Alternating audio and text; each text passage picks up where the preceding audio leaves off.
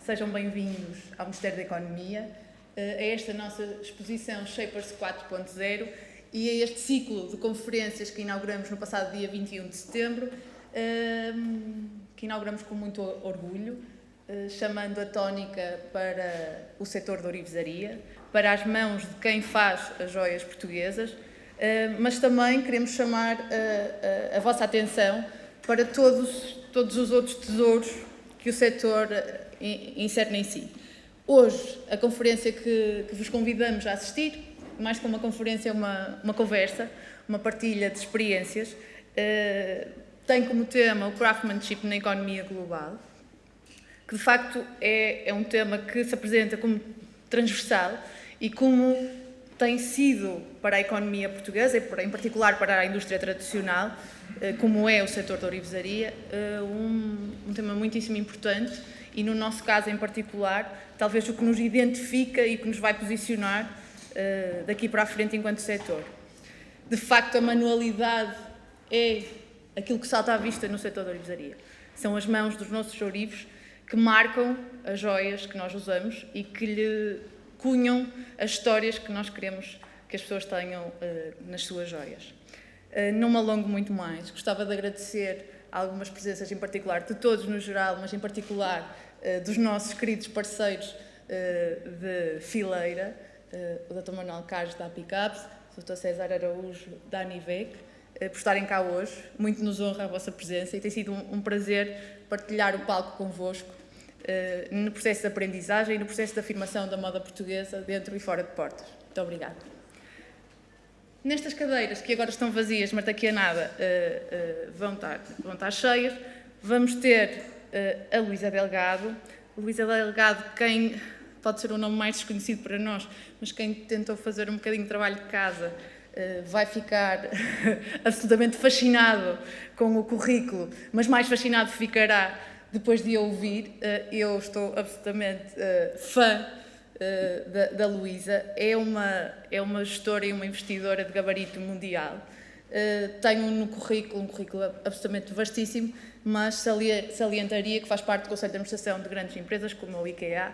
É uma connoisseur das áreas de fashion e do luxo e vai connosco partilhar muito o processo de o que é necessário fazer, como é que é nas nossas empresas, que estratégias é que nós podemos seguir para nos posicionarmos como produtos de elevada qualidade e de posicionamento.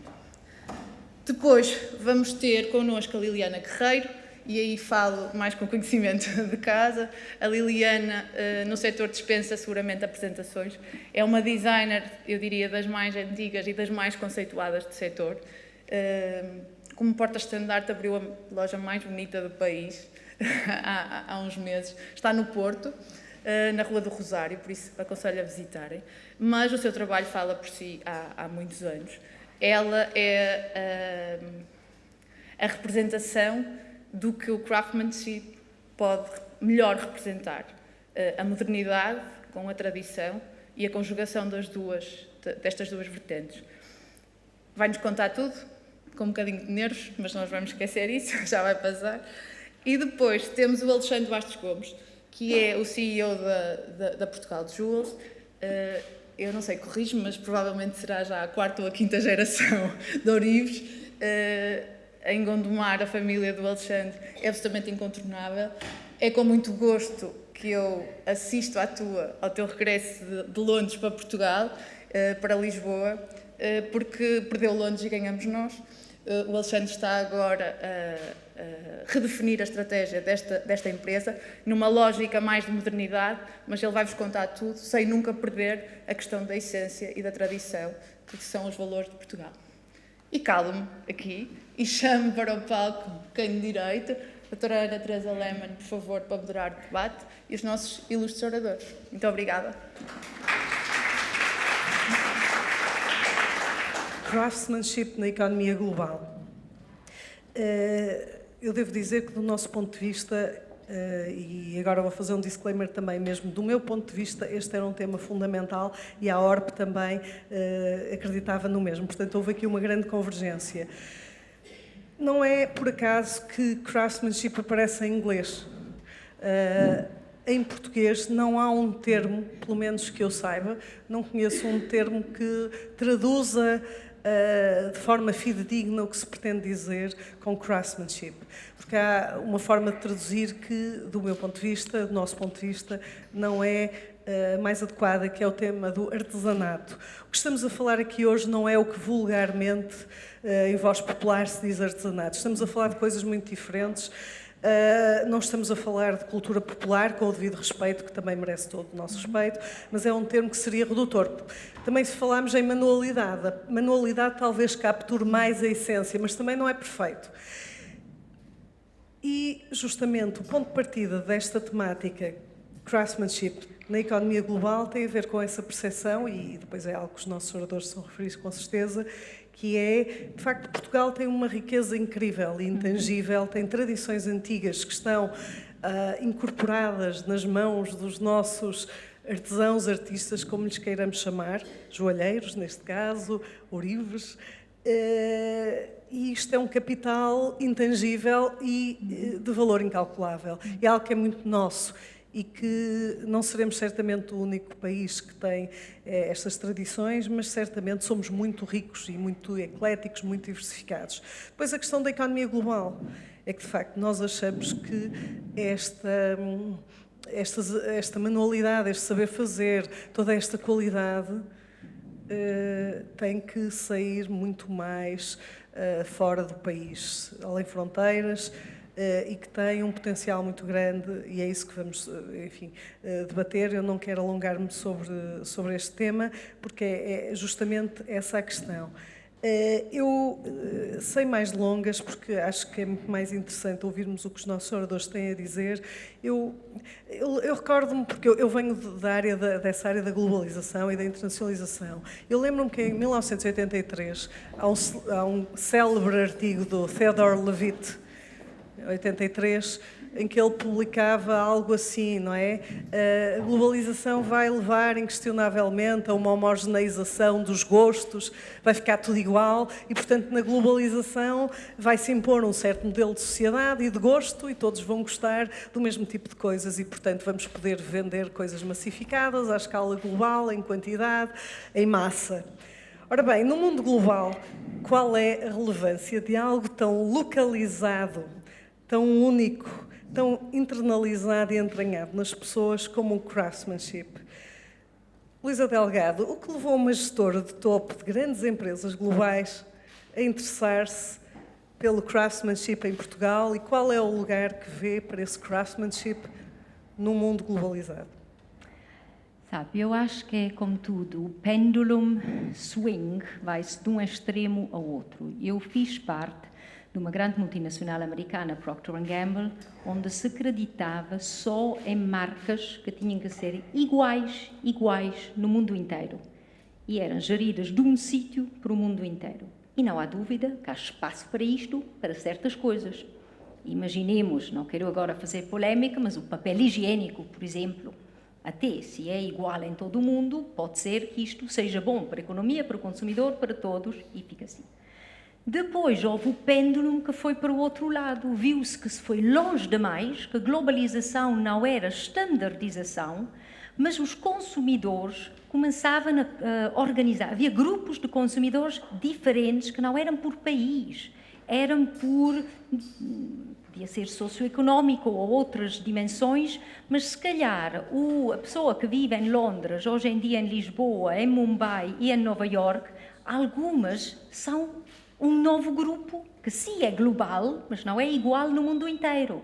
Há novos consumer groups que, portanto, a pessoa vai pensando neles transversalmente, mas não igualmente em todo o lado. E o que é que está a acontecer? Estamos num momento de sociedade, do zeitgeist, onde o que ainda mais se procura é algo que só eu tenho e não todos mais.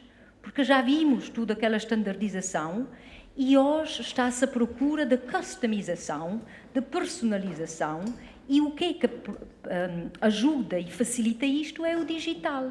E, portanto, estamos num momento propício para juntar craftsmanship, que por definição é handmade e individualizável, E no mundo da standardização perdia porque era complicado demais, não era standardizável, não era isto, aquilo. Hoje em dia está a vir o mundo do craftsmanship enabled by digital for the globe. Agora, é preciso ter cuidado porque este craftsmanship tem que ser um craftsmanship modernizado. Não pode ser o antigo retomado como era, porque senão ou é folclórico ou é irrelevante. E daí que joga um papel muito importante o design e a tecnologia, a inovação tecnológica. E quando se junta o craftsmanship, o design, a tecnologia e o digital, temos aquele package perfeito para ganhar o mundo na sua diversidade e fazer daquilo que potencialmente podia ser uma limitação do craftsmanship a sua vantagem competitiva e o seu momento. Isto, no entanto, só se isto tudo for packaged numa marca e a marca tem uma história, unicidade e coerência. Portanto, os ingredientes são estes. Não é fácil pô-los todos juntos, mas sem o craftsmanship não há distintividade, não há história para contar e não há o tal valor que, by the way, o digital também promete ir diretamente ao consumidor.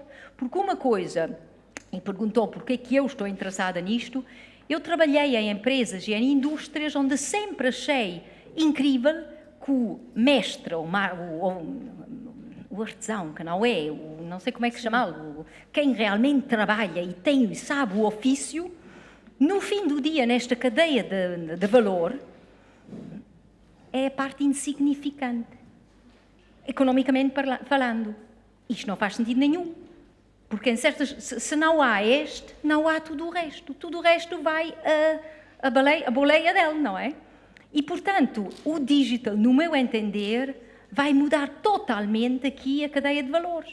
Porque vai fazer que o artesão, se for bem, pode ir diretamente ao consumidor. Portanto, o princípio e o fim se juntam e não há mais necessidade de intermediários no meio, alguns que juntam mais e outros que juntam menos valor, mas todos tiram na mesma margem. E as margens que se perdem no meio disto são enormes. E, portanto, para mim, o que me interessa em tudo isto, depois de uma vida de trabalho, estou mais ou menos reformada, que depois é uma palavra diferente, mas posso, para quem ainda não está reformado, eu aconselho. Porque dá para fazer tudo o que se queria fazer que não se podia, não é? Portanto, não é não fazer nada. Mas a ideia no meio disto, de se calhar fazer parte de uma evolução que faz que tudo isto valoriza quem sabe trabalhar à mão e valoriza não só economicamente, mas também desafia mais quem trabalha à mão. Porque eu acabo aí, há um aspecto que eu acho que tem que acompanhar toda esta evolução, sobretudo em Portugal, que é a valorização do artesão só vem se também temos formação. E a formação tem que ser formação sistémica, tem que ser uma formação que é mais, não é uma cópia, mas é mais aquilo que numa Suíça, Alemanha ou Áustria se fala de aprendizagem, o curso de aprendizagem, tem que ser sistémica, não é só manual, é também um bocadinho de gestão, um bocadinho de trabalho de equipa, várias coisas, e por que não, há depois a ideia da história da arte, porque o artesão, se não quer ser folclórico, tem que lavar-se e tem que perceber mais de conceitos e da história e de várias coisas. E, portanto, eu acho que isto é uma área tão abrangente, conecta com tantas coisas, e eu acho isso fascinante e é um momento fascinante também. Muito obrigada, Luísa. Liliana, nós conhecemos o que faz, peças maravilhosas. Conte-nos um pouco também do início da sua carreira. Isto para quê? Para percebermos a questão da orientação para o global. Como é que chegou aqui? Porque vários destes importantes conceitos que a Luísa apresentou, a aposta na marca, enfim, a valorização do trabalho como bom design, já o tem, não é? Isso já o apreciamos hoje. Mas como chegou a essa consciência? Como aborda, por exemplo, chegar aos clientes internacionais? Eu faço aqui um disclaimer, eu digo isto porque acho que a ourivesaria definitivamente tem que exportar muito mais do que exporta, tem potencial para para muito mais. E, portanto, como é que uma designer com marca própria, com repercussão internacional, como é que se lançou, portanto, e como é que valoriza, e também lhe queria fazer uma pergunta adicional para abordar, como é que vê a questão do digital? Incorpora ou vai fazê-lo? Bem, antes de tudo, eu comecei, eu não venho de uma família de ourives, nem nada a ver com joalharia. Eu conheci a joalharia na faculdade, num curso de design de joalharia, e pronto, fiz o curso era um curso artístico, não muito virado para o design, mais virado para a parte artística, que em Portugal não existe praticamente, não é? Não existe pouco galerias de peças conceituais, não é? Portanto, o curso estava um bocado virado para um público que não existia em Portugal, e eu, quando acabei o curso, percebi que tinha que fazer o meu próprio trabalho, não é?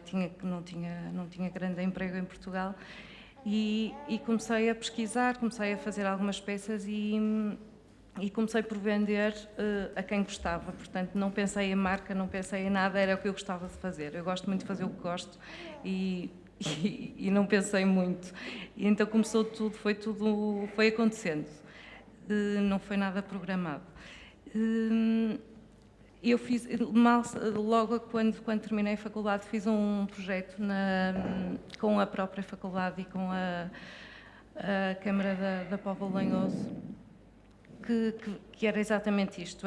O projeto chamava-se Leveza, que era o nome era Reanimar a Filigrana, e que no fundo era dar novas formas à técnica muito antiga da filigrana em Portugal. Peço desculpa que eu estava a falar.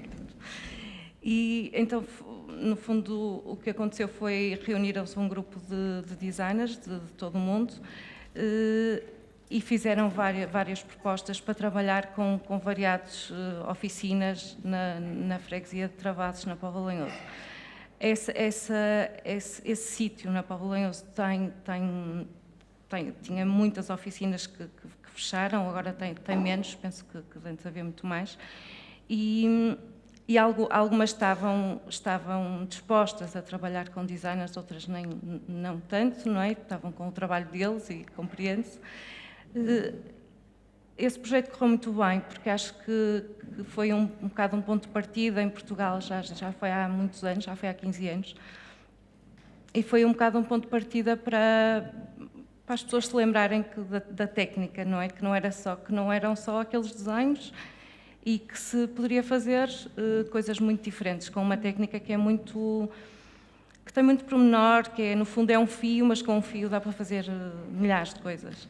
E foi assim que eu conhecia a filigrana. Neste caso eu estou a falar da filigrana, não é? É mais a técnica que eu uso para trabalhar.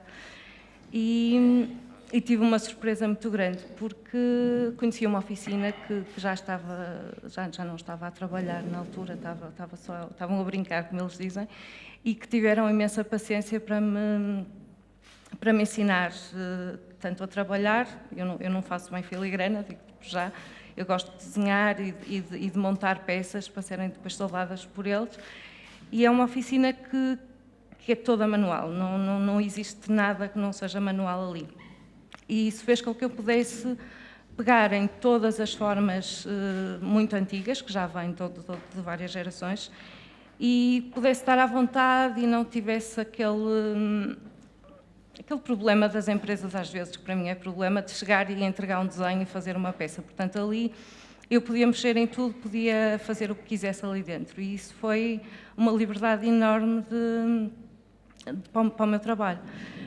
Esta partilha de experiências, como eu chamo, correu muito bem, continua, tenho 15 anos, e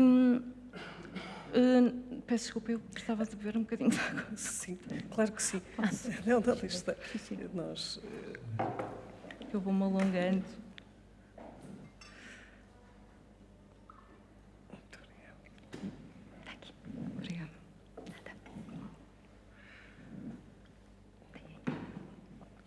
Se quiser. Entretanto, vou falar um bocadinho do meu percurso, porque no fundo é o que eu posso dar, não é?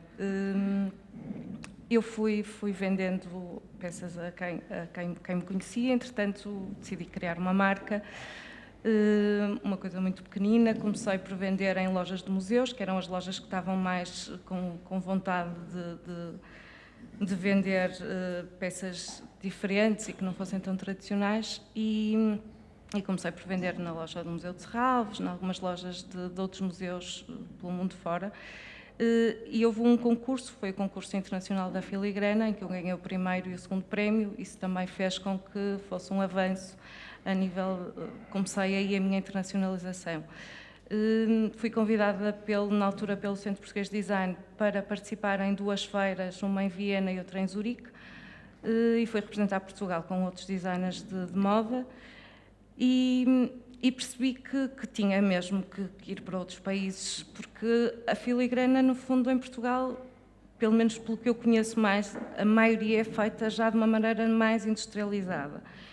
E a que eu fazia com estas pessoas é totalmente manual, portanto os preços têm que ser obrigatoriamente completamente diferentes, numa proporção muito grande, não é? Então, sim, o mercado internacional era muito mais fácil, porque em Portugal as lojas não podia pôr ao lado uma coisa da outra, não é? Não era fácil e nem tive muita vontade.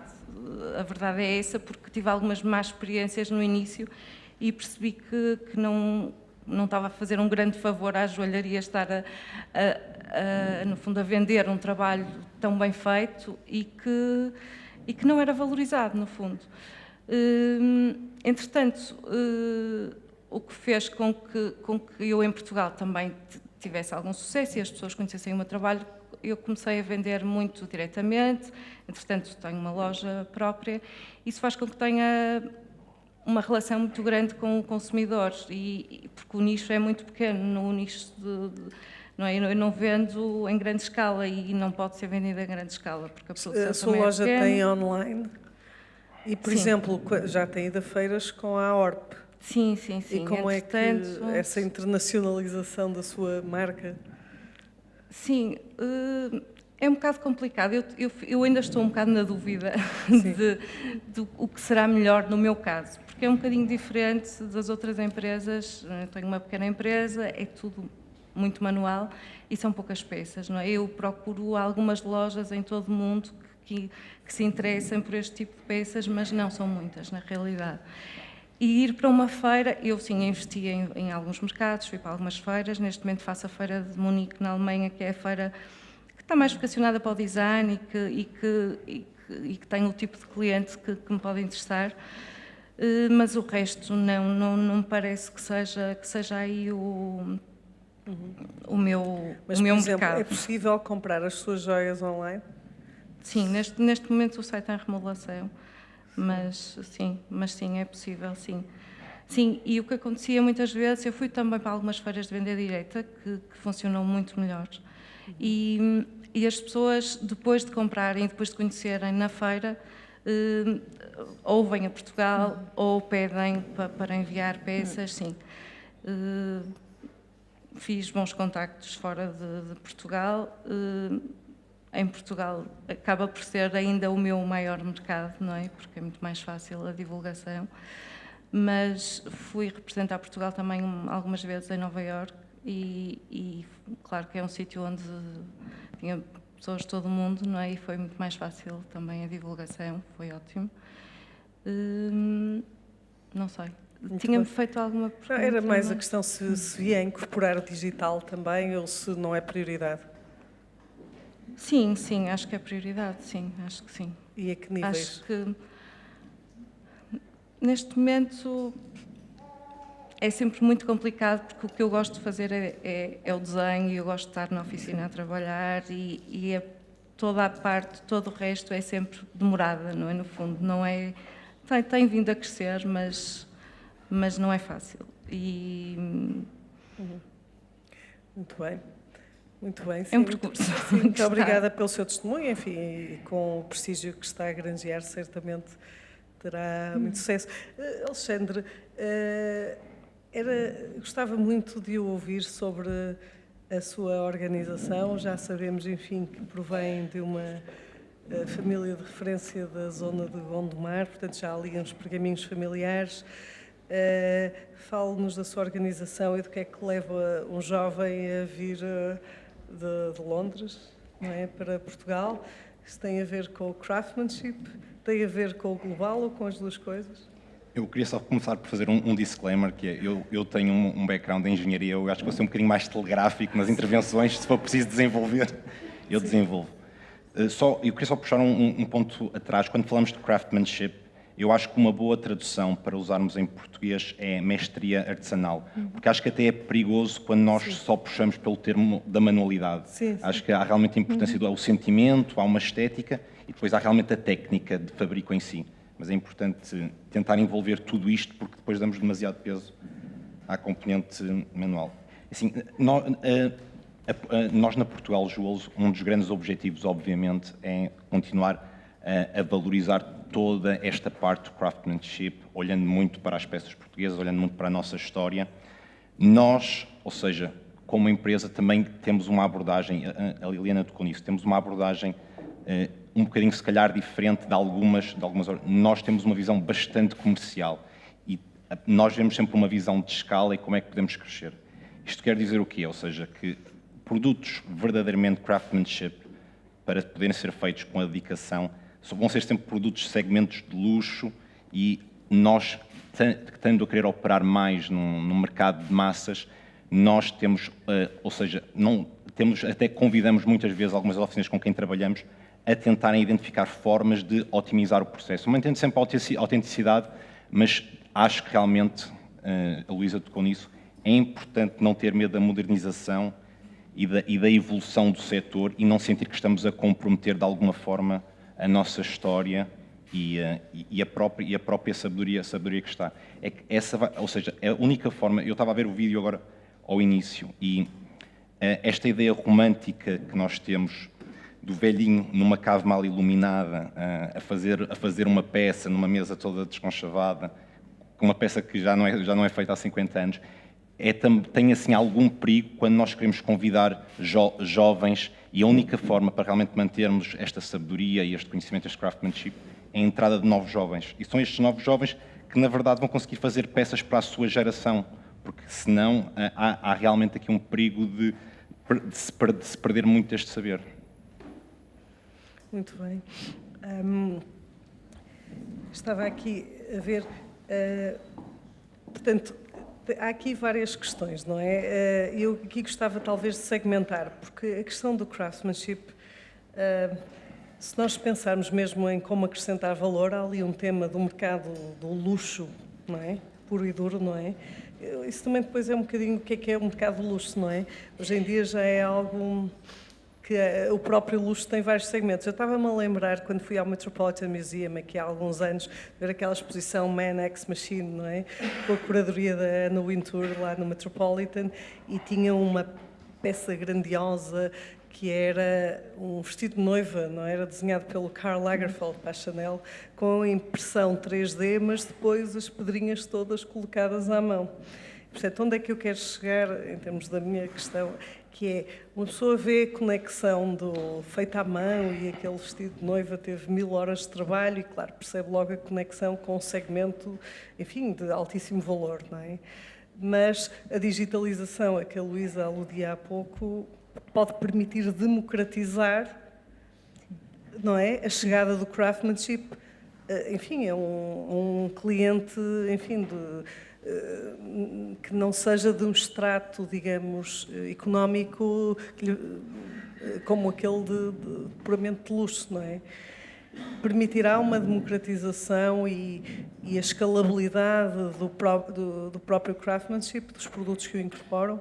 Eu acho absolutamente que sim. Eu acho que o que é preciso começar, no meu entender, é entender uma segmentação clara, mas depois saber que o consumidor mix and matches. Se nós pensamos no fashion como indicador do que eu acho também é possível e está a acontecer já na parte da joalharia também, há clareza de que se um produto é ultra luxo, se é mais luxo ou se é premium, contemporary ou fast fashion. Isto tipicamente é tipo a segmentação que se usa no fashion. mas que depois eu vou e misturo, quando compro umas calças Zara com uma carteira Gucci, com não sei o quê de outra coisa, o mix and match é onde o consumidor adiciona a sua própria criatividade também e fica mais divertido. Ninguém vai comprar uma montra inteira de uma marca. Pouca gente, os que não têm muita fantasia, se calhar, não é? Portanto, o que antigamente não era o caso. Antigamente era isso que era visto como fashionable e não sei o quê. Hoje em dia já não. Mix and match é a coisa. Mas o mix and match pressupõe que saiba muito bem qual é o segmento e cada segmento tem o seu valor intrínseco. E então, a digitalização, a indústria 4.0, tudo isto dá a oportunidade de criar, de automatizar, de digitalizar, que vai bem além, 3D, etc., coisas que antigamente era tudo feito a mão só. A minha experiência nos óculos, que eu passei 5 anos nessa indústria, foi no processo de produção. É importante perceber quais são os passos que juntam realmente o valor intrínseco manual e mantê-los, e tentar simplificar, automatizar todos os outros para que realmente o que faz o valor seja mantido e desenvolvido com a parte da ânima, não é? No fundo, da alma, no fundo da produção, mas não perder tempo em outras coisas que podem realmente ser simplificadas. E os jovens que entram, não é verdade? Os jovens não vão para aquela noção romântica de que nós temos e que às vezes tentamos também romantizar um bocadinho. É preciso dar os passos à frente, manter a manualidade onde é interessante e onde faz o valor junto, mas modernizar o resto. Eu acho que a tecnologia dá oportunidades extraordinárias para isso. E o 3D, nós nos óculos experimentávamos com misturas de 3D, com ouro no frame, com coisas... E eu acho que a mistura também é um trend, não é novo, já existe, mas que com variadíssimas combinações fazemos depois também peças muito mais interessantes. Eu acho que esse é um ponto que temos que tocar aqui hoje. Eu acho que se as peças não são extraordinárias, tem que haver o wow factor. E eu acho que é preciso... Eu estive na Vincenza Ouro, foi a primeira vez, eu não venho deste setor, mas depois de 5, 6, 7 stands, aquilo era tudo muito, muito semelhante. E isso é um problema, porque como consumidoras tantas não há nada que saia daí e diga uau. E uau não quer dizer o ultra luxo, é uau distinct branding. E um brand é uma personalidade, e uma personalidade tem o seu DNA, e esse DNA devia ser reconhecível sem que eu veja o nome. Depois é reinterpretá-lo, inová-lo continuadamente, mas com certos códigos que fazem como a Dior, é uma marca de um certo tipo e se calhar uma Dolce & Gabbana de outro, não é? E nós todos sabemos instintivamente o que é que é.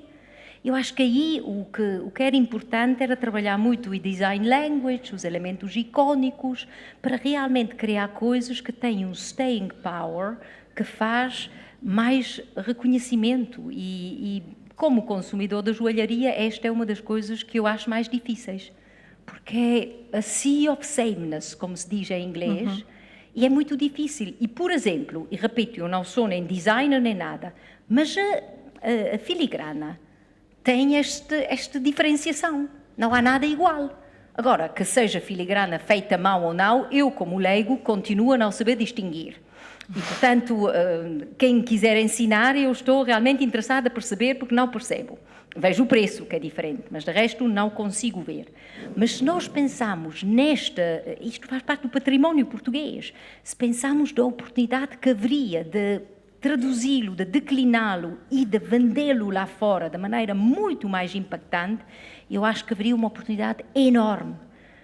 Eu sei que há anos onde, se calhar, 10, 15, 20 anos atrás, todas aquelas coisas, as fotografias da Viana do Castelo, das festas dos santos, não sei o quê, não era moderno. Hoje em dia, basta comparar com o que fazem no sul de Itália, que celebram aquelas coisas sicilianas enormes, isto aqui é muito mais bonito, muito mais interessante, mas nós não o celebramos. Muito pouco, só agora um bocadinho. E, portanto, era preciso pagar e fazer coisas que realmente tivessem aquela distinctiveness que torna imbatível. enfim, opinião de uma pessoa, não quer dizer que seja isso a verdade. Isso, a parte, não é do produto ser realmente distintivo. Mas, Liliana, já tentou ou já fez colaborações? Vamos lá ver. As empresas de joalharia em Portugal, mesmo as maiores, não são muito grandes, enfim, por estándares internacionais, não é? Já tentou fazer colaborações com empresas mais estabelecidas aqui portuguesas e qual foi a sua experiência se o fez? Porque isto interessa-me, eu tenho algumas parcerias porque a aproximação dos designers à indústria é absolutamente fundamental, não é? Sim, eu acho que funciona em Portugal. Se calhar fiz-me entender Não, mal. não tenho nenhum comentário ao que disse anteriormente. Sim, mas é uma pergunta nova. Sim, já fiz vários trabalhos com várias empresas e no norte do país é muito fácil fazer isso porque está tudo centralizado. Portanto, não é? mas há abertura por parte das fábricas à entrada de designers com uma linguagem totalmente diferente? Sim, se calhar eu não Ou tenho... cânones estéticos totalmente diferentes? Eu não fiz muito isso, porquê? Porque eu vou buscar o que me interessa a várias empresas, não é? Se aquela empresa faz é mais se calhar a matéria-prima, porque eu gosto de desenhar diretamente. Ou seja, a indústria faz a seu pedido, mas não aconteceu vir atrás de si como designer?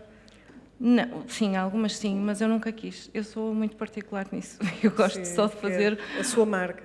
Sim, e eu faço exatamente, eu faço as peças mesmo todas manuais, portanto, e sei que isso é uma técnica que está a desaparecer e a mim interessa-me isso, porque interessa-me porque é muito diferente, é muito mais bonito, é uma qualidade que não se consegue ter numa máquina e noutras áreas da joalharia eu estou a fazer outras coisas diferentes, mas na filigrana interessa-me aquilo e interessa-me trabalhar por exemplo, com aquelas agora pessoas. No seu stand da Porto Joia, estou a ver o seu colar, no seu stand da Porto Joia, sim, esta é uma coleção mais antiga até. É uma coleção completamente totalmente diferente. Sim, eu tenho várias coleções e várias... Sim, estou a trabalhar agora também com pedras preciosas, estou a trabalhar... Isto é resina de poliéster, portanto, eu gosto do desenho, experimentar. No fundo. E trabalho com várias pessoas que... Eu gosto de trabalhar com pessoas mais velhas, que me podem ensinar tudo que já aprenderam e pessoas que já nem estão a trabalhar, portanto, que já estão reformadas e que ainda querem continuar a trabalhar e a ensinar. E isso tem sido, no fundo, o meu percurso e é isso que eu gosto de fazer. Portanto, e daqui a 10 anos, como é que se gostaria de ver? Continuar o meu percurso. Eu não quero imaginar a ter uma grande marca, eu não gosto da parte comercial, eu não gosto da parte financeira, portanto, eu gosto de desenhar e gosto de fazer o que me apetece, no fundo, não é que é o que eu sei fazer, é o que eu gosto de fazer, portanto, tento contrabalançar as coisas então tem que arranjar um software que trata disso. Exatamente, sim. Não lhe ocorre... Aí é outro problema também. Exatamente, para cada um especializar-se no que gosta mais, não é? Sim, também é uma coisa que eu sempre que nunca quis. E se calhar é esse o problema, não sei, talvez. Não, enfim, é perfeitamente legítimo, há lugar para várias abordagens. Talvez o Alexandre nos possa... Alexandre, enfim, este setor é um setor que, enfim, toda a gente reconhece que as joias feitas em Portugal têm elevadíssima qualidade. Hoje em dia já há designers que fazem peças lindíssimas, também há algumas empresas e oficinas clássicas também são muito bem vistas em todo o mundo, mas o que é facto é que o setor exporta 100 milhões de euros. E, portanto, acho que podemos... E a ORP tem feito um trabalho notável, mas nós temos que passar para um patamar... Em termos de responsável de política pública, eu não me sinto confortável com o setor, com este nível de craftsmanship. Quanto é que devia ser, no seu entender? Eu nunca pensei nisso, mas certamente, por exemplo, eu estava aqui a pensar, por exemplo, a indústria de calçada exporta mais de 95%. Exportam 10%. Sim. Desde logo, acho que devia exportar bastante, para além de metade, 70%, 80%. Mas também crescer. E lá está. Focar-me, mas aí eu gostava bastante de ouvir a opinião do Alexandre. Porque é que as nossas empresas, mesmo as maiores, e depois a Luísa também certamente poderá trazer aqui a sua opinião a seguir, porque tem essa visão internacional da concorrência, do que é uma grande empresa, mas porquê é que as nossas maiores empresas de joalharia e de ourivesaria são tão pequenas? Mas estamos aqui à vontade, aqui podemos dizer o que nos apetece, creio que não há comunicação social nem nada. O tema da exportação e da escala é um tema que nós pensamos bastante. E eu não tenho uma resposta direta, mas se olharmos mesmo para o tecido empresarial de empresas de ourivesaria a nível mundial, há uma coisa que caracteriza, são empresas pequenas, altamente familiares, uma fragmentação enorme. Ou seja, isto não é só um problema português, é um problema geral. São poucos os grandes grupos na área da ourivesaria. Eu acho que, se nós olharmos mesmo para as grandes empresas, ou seja, se formos a Gondomar ou a Póvoa de Lanhoso, ver uma grande oficina são 10, são 15 pessoas. Ou seja, acho que enquanto este for o panorama atual, acho que vai ser difícil. Ou seja, é um bocadinho, eu estava a ver quando estava aqui a preparar as notas, que eu até me considero uma pessoa otimista, parece que só estava aqui com mensagens negativas, mas eu realmente, quando olho com a atual conjuntura, acho que vai ser necessário duas ou três empresas realmente darem um salto e conseguirem puxar o nível todo para cima. E depois vão ser essas que eventualmente vão arrastar consigo o mercado.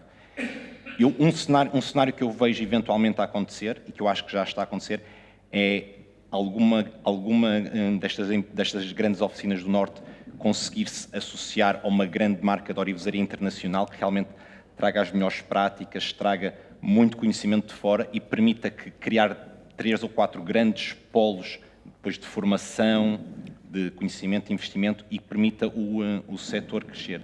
A outra hipótese que eu vejo e que é difícil no nosso setor é um conjunto de empresas de topo decidem juntar-se e fazerem uma internacionalização conjunta debaixo de uma única marca, que é um bocadinho o que acontece com a Portuguese Jewelry, com o conceito que foi criado, mas isto tinha que ser algo mais forte, tinha que ser um contrato escrito, com condições, tinha que ser algo, e assim, a curto prazo, são as duas únicas hipóteses que eu vejo para uma verdadeira internacionalização acontecer. Muito bem.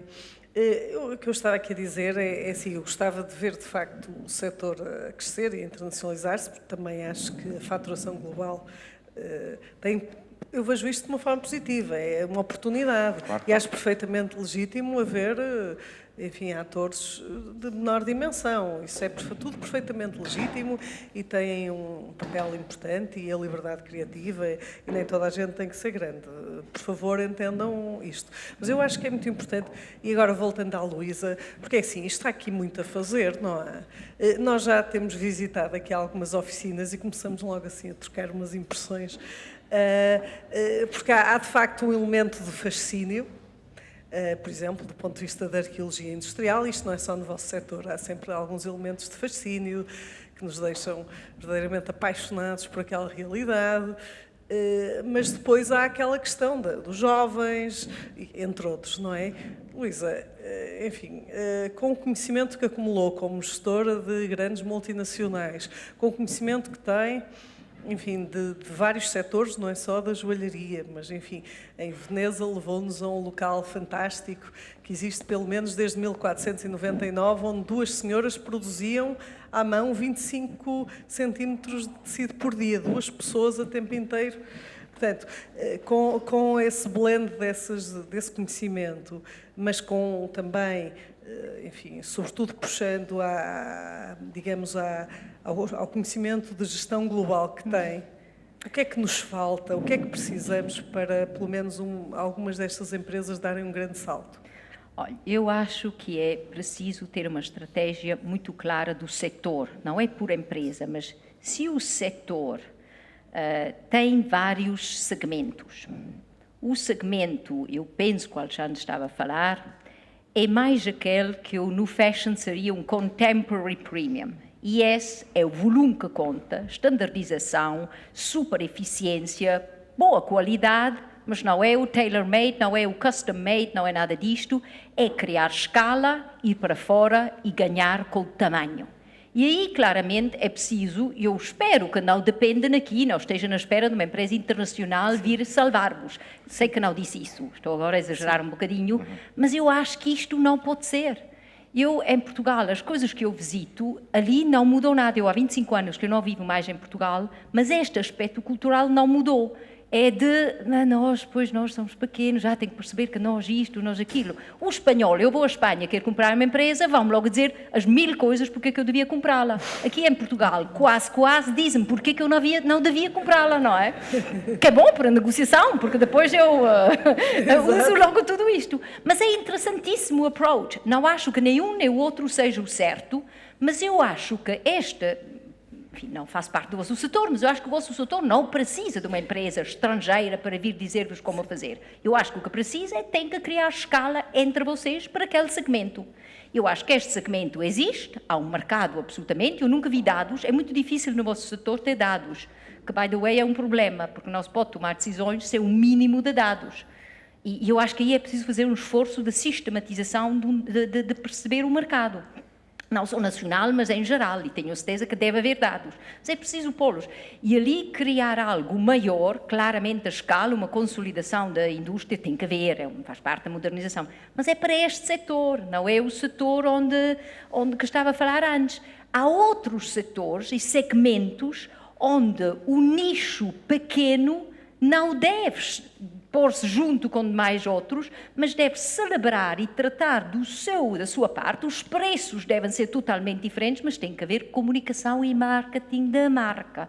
E ali o digital pode. Mas eu acho que a solução no setor está na diferenciação dos segmentos e julgar cada segmento como cada segmento é feito pela sua natureza. Alguns é por escala, outros é por mais pequeno, mas super alto preço, customization, não sei o quê, e então os preços e as margens também são mais altos, mas o KPI não é o volume, mas é pequeno, o que é super seletivo, mas a crescer, e ali pode-se também estar no mundo, mas só se está em flagship muito, muito definido. Portanto, esta diferenciação é preciso perceber, mas para perceber é preciso conhecer o consumidor, e para perceber o consumidor é preciso ter alguns dados de quem é quem e compra joias. Porquê? Porquê é que as pessoas compram joias?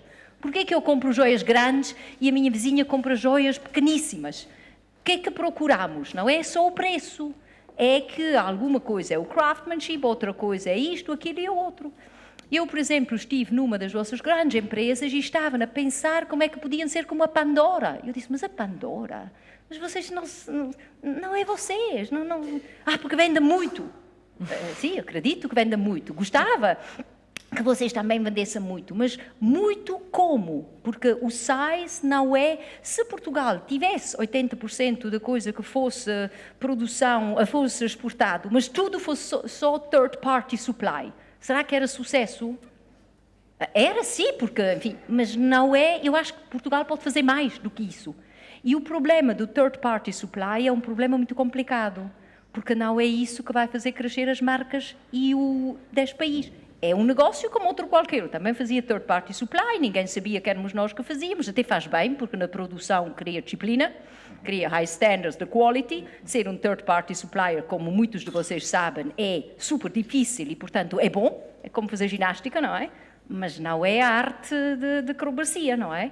Esta seria com a própria marca, com as coisas, a usar o que se aprendeu a fazer third party supply. Porque, by the way, as margens do third party supplier não têm nada a ver com aquelas minhas se eu vou até ao consumidor.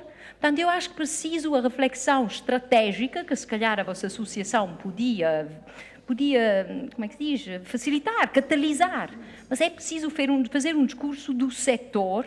E é claro que o setor não pode ter todas estas oficinas pequeninas todas. Isto não é isso que diz, não vai a lado nenhum, é bonito, mas macro, estrategicamente, não é isso que nos vai levar a ganhar, acho eu. E depois também há uma questão que eu gostava de aduzir, que é, eu tenho aprendido muito com a ORP, tem-me ensinado muito sobre o setor e sobre um conjunto de coisas. Por exemplo, quando me apresentaram aquelas técnicas, por exemplo, a malha de friso musculares, eu perguntar, mas quanto é que isto custa? Porque eu via aquelas centenas e centenas de argolinhas todas ali à mão e aquele trabalho todo, aqueles dias de trabalho. Eu depois, ou aquelas bolsas como se usava antigamente, tudo ali com aquela malhinha, aquilo super delicado, e perguntava quanto é que custa isto. Eu ficava chocada com o valor tão baixo que era. Isto depois também é um tema que cruza com a dignidade das pessoas. Isso é super Não é? importante. Porque uma hora de trabalho para depois o produto ser vendido a um preço baixo, enfim, é muito diferente da mesma hora de trabalho com a mesma qualidade para um produto posicionado de forma totalmente diferente. Eu tinha na Orp, eu perguntei, aquela malinha toda de filigrana, não é? Quanto é que aquilo valia? E aquilo vale 1/3 de uma mala de couro e não é das de mais alto segmento, segmento marca conhecida, mas uma coisa... Que se calhar nem é feita em Itália, etc, Exatamente, não é? exatamente. Mas tem o custo. Exatamente, eu assim, bem, de facto, isto há algo aqui que temos que endereçar, não é? Também para valorizar as pessoas. Sabe, para lançar uma polémica, eu não digo que tem razão, mas acho que se devia pensar nisto. Eu acho que o handmade, handcrafted, se não for acompanhado ou for integrado numa marca e realmente numa elevação e o preço a condizer, eu acho que leva à miséria, porque o handmade a preço baixo, a não sei quê, quer dizer, salários baixos, quer dizer, não investimento, quer dizer, lugares de trabalho como alguns que vimos que parecem belíssimos, mas são literalmente do século 3 vezes passado, não é? E, portanto, é tudo romântico e bonito, mas não é sustentável.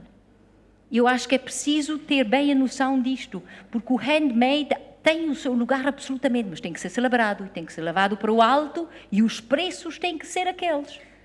E o standardizado, o industrializado, super bem feito, que também é premium, tem que ser industrializado e muito mais modernizado. Não sei, Alexandre, se concorda, mas é uma opinião.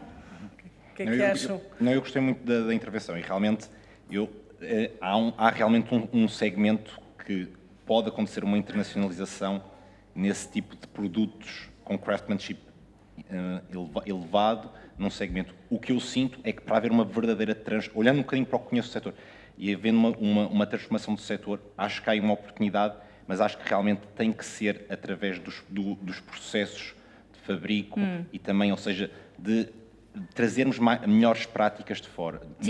E uma forma, eu não era bem da ideia de vir uma empresa salvar, eu não queria que a solução Quis fosse... provocar, Não, eu não é? sei. Eu não queria que a solução fosse essa, mas vejo ainda um setor muito fechado para dentro, com pouca partilha de práticas e de conhecimento, e vejo quase, se calhar um bocadinho à português, mas vejo quase só a possibilidade de haver uma terceira entidade, alguém aqui que nos faça aqui Mas sabe mexer. o que me surpreende? Posso fazer um kickstart só para Sim. começar a mexer. Não, Não digo percebo. que é que nos vai sustentar para a frente, Mas sabe o que me surpreende? Portugal tem ótimos engenheiros. Eu vivi muitos anos na Suécia, no momento que chegavam os engenheiros para a Noruega. A Noruega, houve uns anos, estava cheio de engenheiros portugueses. No petróleo, nas coisas todas. Portanto, há engenharia aqui, é conhecido, há boas escolas de engenharia aqui. Fazer Lean, organização da produção e estas coisas todas, eu neste setor, quando eu pergunto, então, estiveram a olhar a sistematização dos processos, veio cá um engenheiro, mas ele não percebia nada do nosso setor e não fez nada. 3 me disseram isto, 3 empresas totalmente diferentes. Será bem assim? Porque o que eu vi aí, havia muito para fazer e não sou engenheiro. E falta muito entendimento também do mercado, não é? Sim, mas Práticas só de na gestão. produção, o lean, o facto que se faz uma cadeia de produção com os passos que não se perde, controle de qualidade, cost analysis. Então esta peça, quanto é que é o custo? E esta aqui, quanto é que é? Mas sabe, isto é difícil, porque depois há várias elaborações. E depois dizem, depois nossa indústria é diferente. Quando dizem isto, eu já fico alérgica, porque senão se é tão diferente que não se pode explicar, quer dizer que não sabemos, não é? Ou não queremos saber, ou não... Dos passos, o cost analysis, as coisas básicas de gestão industrial. E eu acho que estas, sim, se calhar lá fora, mas será que há lá fora, tanto nas joias, também boas práticas e são muito melhor organizados?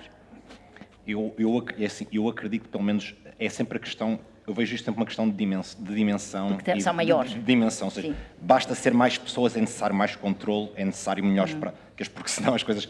O facto de ser pequeno, más práticas conseguem manter um negócio autónomo. A partir do momento em que há muita gente... Eu, por exemplo, em Itália, fui ver uma empresa de prato, uma das poucas que ainda existe. Então, o que é que eu vi aí que eu aqui nunca via nenhuma das que visitei? Visitei o que eu penso são das maiores. Não visitei a sua, portanto, se calhar já tem tudo isto. Mas máquinas de laser que nós utilizávamos nos óculos para fazer os cortes, chave, coisas assim, havia realmente uma automatização e uma streamlining do production process que eu não vi, por exemplo, em Portugal. Quando eu perguntei em Itália, mas estas máquinas vêm de onde? Não eram feitas para joalharia.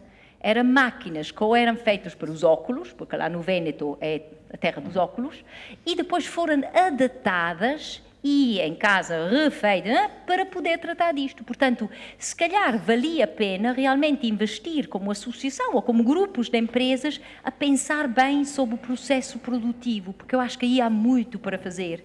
E a parte do romanticismo tem o seu lugar, e então ali subimos os preços, fazemos custom made, não sei o quê, mas diferenciamos muito, e a outra parte vai nisto. Ou já existem algumas empresas com laser e com... Sim. Então visitei De as joalharia. então Sim. eu tenho que ir. Tenho que dar-me os nomes, Mas porque aí eu tenho que rever. isto é uma motivação para a ORP, não é? Agora que lançou Não os são Shapers muitas, não são 4.0, muitas. porque São assim, grandes. nós corremos um São risco, grandes. e É já maior falámos que sobre a isso, de próxima. algumas tradições morrerem. Sim. E nós É estamos tudo aqui a arquitetar um organizado, sim. conceito ligado à Talvez seja inovação mais. social, para também, usando um fundo novo que vai ser criado, tentarmos aí estimular alguns projetos. Eu vou aqui fazer um desafio ali ao Sérgio Rebelo, que é um designer que veio de Nova Iorque e que outro dia me apresentou um trabalho que está a fazer com o barro de Bisalhães, não é? E que só existem 2 artesãos vivos. Como é que, enfim, também com esse ponto de vista cosmopolita, enfim, de ter ganho concursos do Hyperloop One, do Elon Musk, etc., e que voltou agora a Portugal, o que é que nos tem a dizer sobre isso? O que é que nos falta? Como é que podemos proteger estas tradições, que eu sei que tem um projeto nisso, e se calhar até dar aqui algumas ideias também à Ourivesaria? Sim, olá, boa tarde. Eu estava aqui a ferver um bocadinho ali com a questão do digital também, porque, pronto, eu acho que esta questão do craftsmanship tem muitas dimensões. Acho que é um tema extremamente complexo, que vai desde o próprio desenvolvimento económico das regiões rurais, que é uma das razões pelas quais eu comecei o tal projeto da UVA.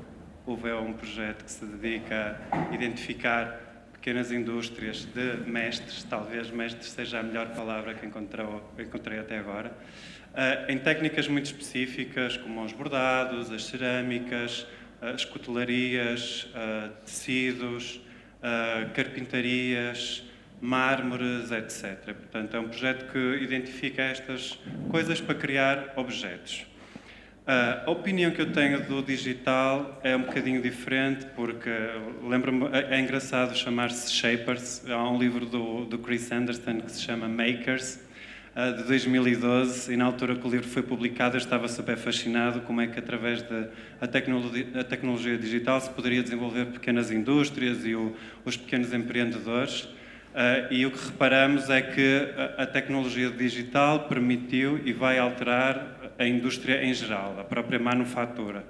E isso já se está a verificar, por exemplo, com marcas enormes como a Adidas ou a Nike, em que já criam produtos custom-made, entregues com o mesmo nível de rapidez e sem um custo adicional. Portanto, a questão de eu customizar o produto que vou comprar já não tem necessariamente um valor adicional. O que tem um valor adicional, acho eu, é a história que os produtos contam. E, portanto, todas estas artes em Portugal, que são artes tradicionais, têm uma técnica, mas também tenho visto muitos projetos em Portugal em que só utilizam a técnica, mas não é a técnica só em si que é importante. É a técnica e o próprio vocabulário formal e a própria história que esses objetos têm, que é importante, não é? Porque, por exemplo, a questão da olaria de Bisalhães, que é protegida pela Unesco como um património não construído. E eu fui lá, fui visitar, fui conhecer as pessoas que estão a fazer isto. Aliás, cheguei a convidar designers de renome internacional, pessoas que trabalham em collectible design, E todos aderiram imediatamente à iniciativa.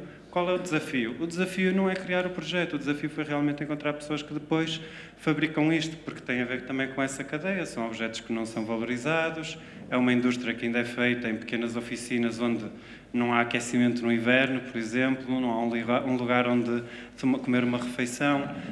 As novas gerações não estão interessadas. Por exemplo, este senhor que eu conheci, que tinha 82 anos, é o melhor artesão da olaria de Bisalhães, tem um filho, porque as mulheres, infelizmente, não podem aprender aquela arte, deve ser muito dura, e, portanto, há uma tradição de que só os homens é que fazem, e, portanto, o único filho que sabe a arte está a fazer limpezas na Universidade do Minho. Portanto, isto é que choca, não é? Portanto, começamos a reparar que estes produtos de altíssima qualidade podiam ser vendidos no mercado internacional a milhares de euros, se a história fosse contada e se estes desenhos também, todo este vocabulário que já existe, fosse interpretado.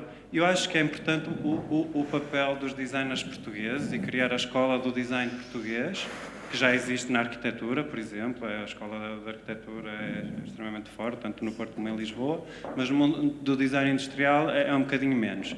Mas também acho que não há problema nenhum, pelo contrário, acho que faz sentido convidar designers de renome internacional para vir cá, entender estes vocabulários e realmente dar o passo a seguir para poder colocar estes produtos no mercado internacional. Acho, desculpe lá, só esta ideia, mas acho que a questão digital é extremamente importante, mas não é só pela questão da indústria, porque digital já se faz em todo o mundo, não é? O 3D print, eu já trabalho com 3D print desde 2010, talvez, 2011. Na arquitetura já se usa há muito tempo, já se constroem edifícios com tecnologias digitais e a tecnologia digital acabou por adquirir também uma estética muito própria, que é uma estética global hoje em dia, não é? Mas há Hadid e essas coisas, não é? Eu acho que a questão de introduzir o digital nestas indústrias é importante para cativar as novas gerações e, de repente, começar a conectar miúdos que têm o digital como ferramenta com pessoas mais antigas, com os mestres que têm a tecnologia manual e estabelecer estes diálogos entre as pessoas mais velhas e estas novas gerações. Muito bem. Comentários? Eu tenho um, que é, voltando a esta questão, que também contou, que é não há pessoas, não há novas gerações, ou pelo menos não o suficiente, nos vários ofícios todos que constituem a força de Portugal. E eu acho que é importante perguntar-se porquê.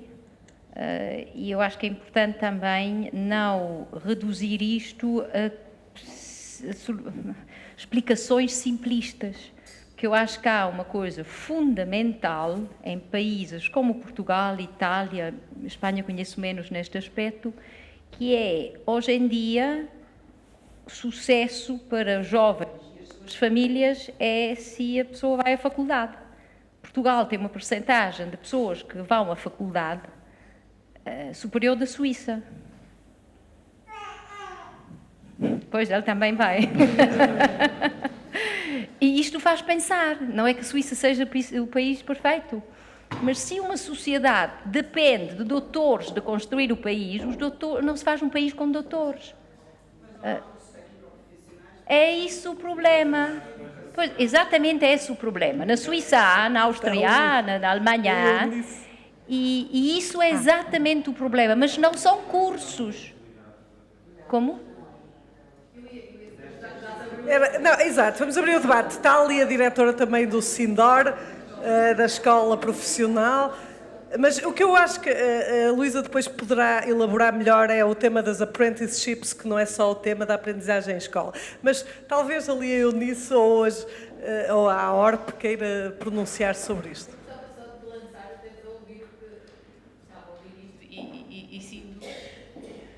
Sinto-me mesmo estimulada com este processo de aprendizagem e de ouvir o setor em discurso de direito e ouvir a Luísa é mesmo estimulante.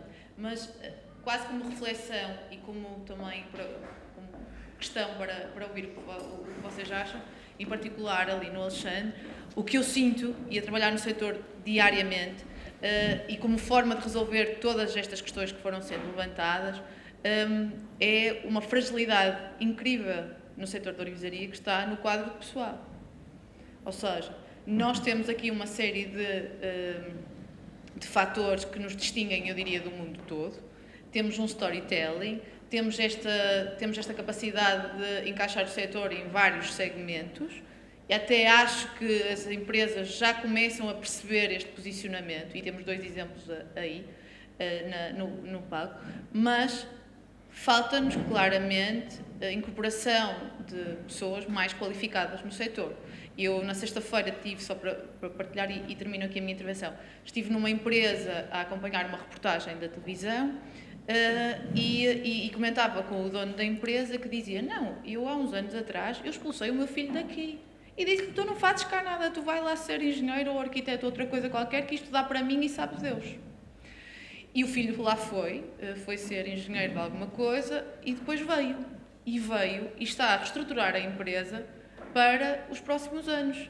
E o pai dizia: bem, agora com o Ângelo aqui, nós já fomos a Hong Kong, ele está a acabar de chegar e nem sabemos o que é que acabamos de fazer agora com a reestruturação das encomendas. Isto é a mudança de paradigma, porque está a entrar, ou seja, o setor há de se modernizar se perceber que a incorporação de gente mais qualificada e com outras áreas de qualificação, quer na parte dos que foram à universidade ou dos que foram ao Sindor, mas é necessária a entrada de gente nova no setor. A mim parece-me isso. Vocês acham a mesma coisa? A Eunice é diretora do Sindor, Eunice Neves. Sim, boa tarde. Só para dizer que, efetivamente, o Sindor é o único centro de formação profissional da indústria da orivesaria e relojoaria que existe no país. Está sediado em Gondomar. Por lá passam cerca de 3.500 formandos por ano. Enfim, as evidências mostram, considerando até que a generalidade das novas gerações, pelo menos no Norte, de industriais do ramo da orivesaria passaram pelo Sindor, que a formação tem tido um papel efetivamente determinante na qualificação do setor. Isso não invalida de maneira nenhuma que não possamos, que não devamos fazer uma reflexão crítica e pensar conjuntamente aquilo que pode e deve ser melhorado no que concerne, enfim, ao dar músculo aos recursos humanos do setor. Isso mesmo temos feito em conjunto com a ORB nos últimos anos, o que levou, por exemplo, ao lançamento de alguma oferta formativa muito especificamente vocacionada para áreas estratégicas, designadamente o empreendedorismo, a inovação, o marketing e vendas internacionais, filigrana contemporânea.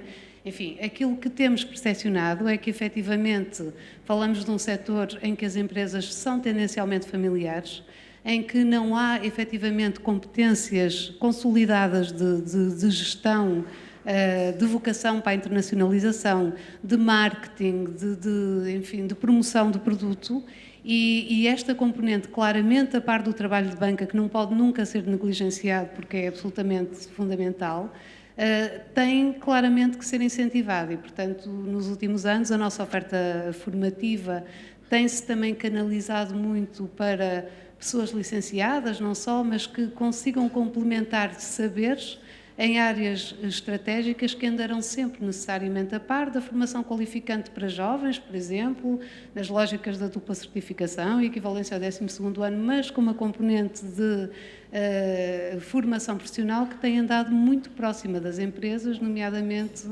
por via da formação prática em contexto de trabalho. Se há aspectos a melhorar, com certeza, claro que sim. Se estes fóruns são fundamentais para podermos crescer enquanto centro prestador de serviços e de formação especializada nesta área, sem dúvida. E tem crescido o número de pessoas a serem formadas no setor, o que é um bom sinal, ou seja, porque ainda há uma percepção da parte, chamemos-lhe mais artística, ou de jovens que querem ir para o setor, mas é preciso mais. Agora, Luísa, aquela questão dos apprenticeships, não é? Que há uma componente de aprendizagem na empresa, não é? Que é algo que na Suíça acontece com grande sucesso, não é? E que nós não temos nada parecido em Portugal. E a maior parte dos países não têm, e há anos que os Estados Unidos, a Inglaterra, todos estão a tentar criar uma segunda via, que não é aquela da faculdade e não é aquela de parar com os estudos. E havia, como eu cresci com isto na Suíça, não fiz, eu fui à faculdade, mas aquilo que 70% dos jovens entre 15 e 25 anos na Suíça, de acordo com uma estatística de há 3 anos que eu por acaso vi ontem, 70% dos jovens estão a fazer aprendizagens. A aprendizagem está organizada, eu aos 17 anos ou 16, quando eu acabo os 9 anos de escola obrigatórios, vou fazer uma aprendizagem. Esta aprendizagem quer dizer que eu escolho um métier, não é? Que é uma profissão específica que vai desde o pintor até ao joalheiro, até tudo. Todas as profissões estão catalogadas e estão... Nós em Veneza, lá naquela Homofaber, havia a profissão do entalhador de madeira para as figurinas, não sei o quê. É uma profissão, está catalogada, está certificada. É uma questão tripartita entre o Estado que põe à disposição as escolas, ou seja, que é Werbeschule, em alemão, não é? Que são escolas profissionais, onde o aprendiz vai 1-2 dias por semana, depende de qual é, cada curso depois tem a sua, cada profissão tem a sua. O aprendiz faz parte, entra numa empresa certificada que tem direito de ter aprendizes e dentro da empresa há um mestre para os aprendizes que foi formado e certificado também para poder dar coaching. Ou seja, não é só um que sabe fazer bem, mas um que sabe também pedagogicamente acompanhar aquilo. E isto tipicamente passa-se em cursos de 3, 2 anos, se calhar alguns até 4. Depois há vários níveis, mas os skills estão catalogados. Se eu sou patrão, sei que se eu tenho um certificado 1 de pintor, ele sabe fazer isto. O certificado 2, que é já o mais avançado, sabe pintar marmoreado, que o 1 não sabe. Mas depois, que eu sou certificada, também sou paga. Ou seja, sou alguém de respeitado. Não sou alguém que depois vem trabalhar no sábado de manhã sem fatura, isto, aquilo e o outro, e tente lá arranjar a sua maneira. Não. Sou um membro desta sociedade respeitado e não digo necessariamente igual ao que fez o doutoramento, mas claramente é uma alternativa a ir à faculdade. E não é quem é menos bom na escola vai para isso e quem é melhor vai à faculdade, porque senão tudo isto não tem interesse nenhum. Então é uma coisa para os piores, não é? Não, é quem tem jeito, interesse e não sei o quê, porque depois torna-se patrão através disto também, não é? Portanto, todos chegam da sua maneira à coisa. E a escola é uma coisa interessantíssima, porque o tal mestre do ofício devia ter uma visão um bocadinho mais ampla do mundo também. Portanto, a escola não é só coisas que têm relação às coisas técnicas, que são importantíssimas, mas também um bocadinho de abertura sobre o mundo político, a economia, a gestão, coisas para fazer que seja uma pessoa um bocadinho mais abrangente e que, portanto, contextualiza a sua profissão. E eu acho que isso é extremamente importante porque socialmente há uma valorização disto. E eu acho que é isso que falta. Eu fui ver coisas, não na joalheria, noutras áreas, onde aquela ideia, mas ganha no salário mínimo nacional. E então, já tentou viver com o salário mínimo nacional? Já não é tão fácil, não é? E isto são pessoas que são as pessoas que fazem na empresa, porque sem estas não há. E eu acho que é preciso pensar nisto de uma maneira muito, muito bem pensada, porque nesta sua área, quem devia ser sócio da empresa era o artesão, que é aquele que no fundo devia ser dono, ou co-dono, não é? Devia fazer parte da sociedade. E é preciso dignificar isto de outra maneira, em vez de parece que a pirâmide está quase the other way around. Eu tenho tentado fazer isso. E como é que correu? Não, está a correr muito bem. Está a correr bem. Num nicho muito pequeno, não é? Porque... Mas... A Liliana é muito modesta e não contém o esplendor todo do que é a Liliana Guerreiro. A Liliana Guerreiro, para além de apresentar-se com esta questão do craft, ela identifica quem são os fazedores da joia da Liliana. A Liliana tem peças vencedoras em todos os stands onde vai. O ano passado ganhou a melhor peça da feira inorguenta, que é um colar com... Do Melico. Quantas gramas de ouro? De filigrana, sim, custa 8.000 e tal euros. Custa 8.000 Portanto, e é um tal colar... E deve custar, Sim, porque o que está por trás e vale que isto. é comércio justo. portanto, é bem pago por artesão, não é uma... E também não tem é. a cadeia Não é uma a grande fazer empresa. aqui, a desafiá-la para vir fazer o programa. Então, se calhar tem mais noção de gestão do que dizia que não gosta, não é? Claro, Completamente. Gestão Estou a iluminada, tentar não A é? Liliana é dos bons exemplos do que em Portugal se pode fazer do micro escala, de micro negócio, para para valorizar da melhor forma o seu produto. Ou seja, por isso é que a convidamos para estar cá. Às vezes a modéstia dela não mostra a grandeza da marca. Eu sei que, no meu caso, eu sei que tenho um bom produto, ainda não tenho uma A marca. boa marca. Sim, E a comunicação. Sim, mas eu para já estou bem assim. E o projeto dela é abrir a segunda loja dentro do Mas o que eu acho é que em Portugal as empresas deveriam estar, durante 15 anos houve um curso superior de joalharia em Portugal, de design de joalharia, e já saíram muitos designers e que agora estão a começar alguns de sair para o mercado com microempresas, assim como eu comecei, mas as deles ainda são muito mais pequenas, não é? E há muitas empresas que são grandes, não é? Maiores, empresas que se calhar nunca trabalharam com designers, portanto, essas costas voltadas, se calhar também, num país tão pequeno, não é? Não sei, devia-se fazer assim uma experiência que eu acho que podia O que também é resultar. muito interessante neste país, que tem os arquitetos mais conceituados, Sim. conhecidos mundialmente e tudo, fazer parcerias. Não, alguns fazer arquitetos, peças. neste momento, temos várias joalharias neste momento que vêm da arquitetura, que não fizeram curso de joalharia. muitas várias. na Porto Joia. Sim, Não, e depois mas por- não têm sim. grandes empresas, Mas, porque sim, não mas, por estão em exemplo, a empresas, Overseas e não é? tudo, Estão a fazer tudo sozinhas. Fazem, mas depois há outra questão. Depois aí eu acho que há um déficit grande de competências de gestão no top management das empresas. Claro. Não é? Porque o problema não é da qualidade dos mestres, claramente, É não a é? visão de quem... É da visão e às vezes um pouco, talvez, falta de ambição, falta de mundo, não sei.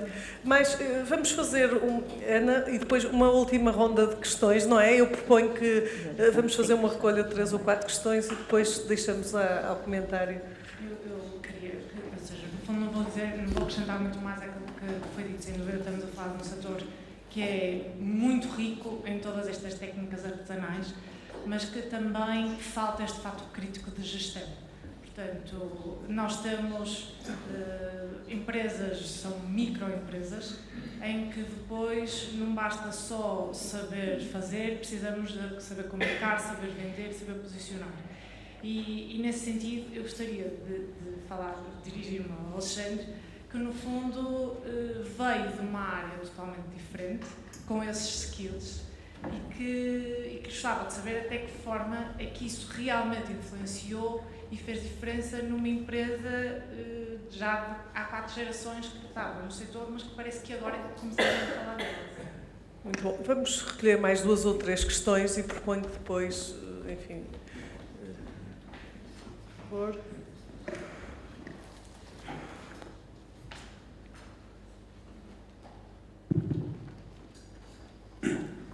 Eu não é bem uma questão, se me deixarem fazer algum comentário.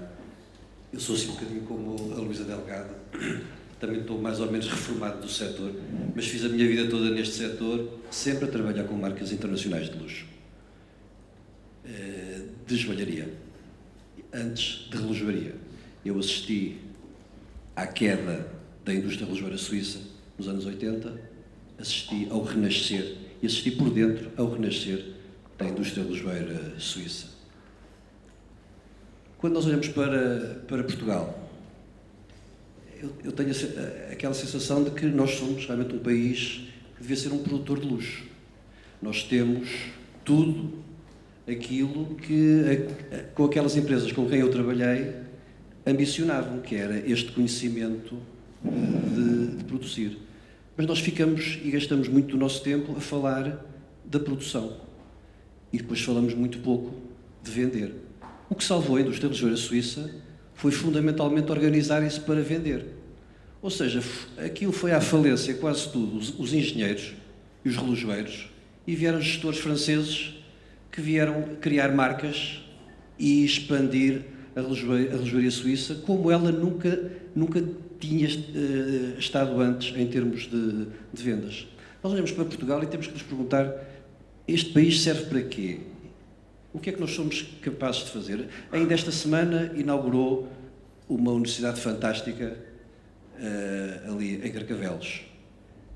Vai trazer alunos de todo o mundo, vai trazer professores de todo o mundo.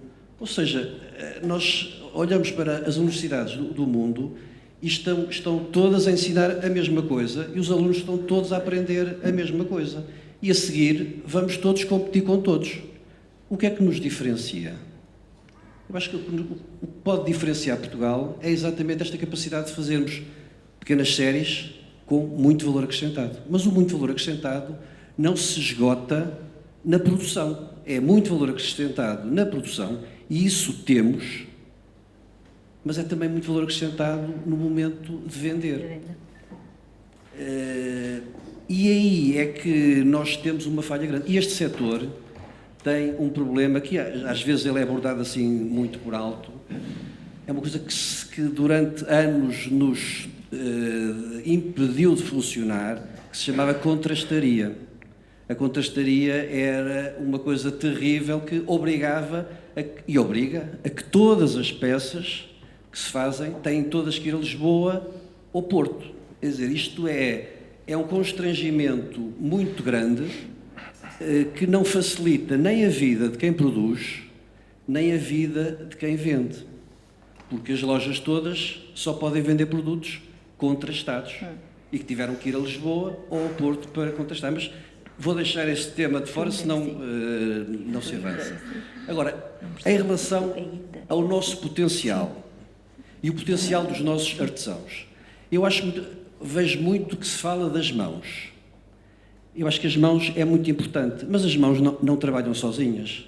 Mais do que as mãos são as mentes, porque as mentes é que comandam as mãos.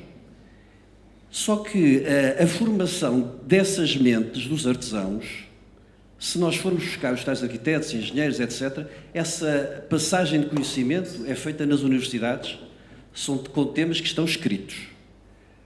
A passagem nas mentes para quem vá a seguir utilizar as mãos, mas quem comanda são as mentes, já não é feito de uma forma escrita. Porque quando morre um grande médico, um grande arquiteto, um grande engenheiro, a vida continua, a engenharia continua, a arquitetura continua. Quando morre um grande mestre artesão, há muita coisa que desaparece ali porque não está escrito. Ele ou foi falando ou foi ensinando e não está escrito. Por isso, para mim, uma questão importante é como é que nós pomos as novas gerações interessadas por esta mestria artesanal. E temos muita tendência de dizer que as novas gerações não querem. Elas não querem, mas até vão querendo. Um exemplo importante era o que nós se via lá em Veneza, na Homo Faber. E comparando aquele salão Best of Europe com a tal Vicenza Ouro, percebemos logo que alguma coisa de errado existe dentro deste setor, porque a Vicenza Ouro faz-me lembrar o que estava a relojoaria antes da transformação. Falava-se do meu relógio é muito bom, é muito preciso, e só se falava do relógio, e do relógio e do relógio. E a indústria faliu toda. Chegamos à Homo Faber a Veneza e vemos ali trabalho de artesãos, muitos que são artesãos jovens, mas peças que nos apetecia ficar com todas, porque não havia quase nenhuma que não fosse interessante. Mas depois víamos também os testemunhos de jovens artesãos, naquela sala onde estavam os vídeos a falar, e porque é que eles quiseram ser artesãos. Quer dizer, eu acho que nós olhamos para esta Homo Faber e eu olho para a Homo Faber e digo que Portugal está ali, aquilo é Portugal, apesar de estarmos muito pouco representados, mas o nosso potencial é se nós quisermos dizer vamos produzir coisas para daqui, na próxima edição, Portugal está lá em força, porque nós temos os artesãos para fazer as coisas. A questão é que está o artesão de um lado a trabalhar de uma forma mais clássica, mais folclórica, como foi dito, e estão os designers do outro e com muita dificuldade em funcionar. Eu gostava só de dizer, achei um painel interessantíssimo, gostei imenso de tudo o que eu vi e gostava de corroborar aquilo que disse a Fátima Santos.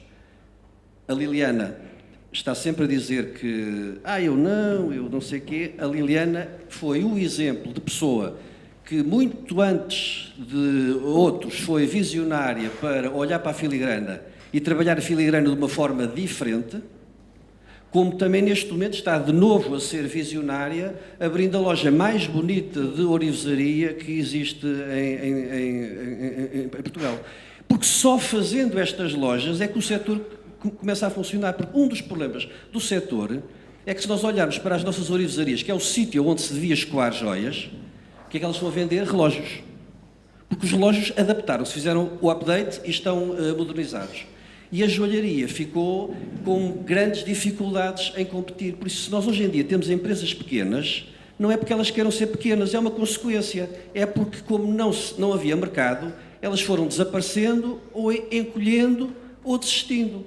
É o caminho, exatamente, que a Liliana está a fazer. E o outro caminho muito interessante é o que a ORP está a fazer.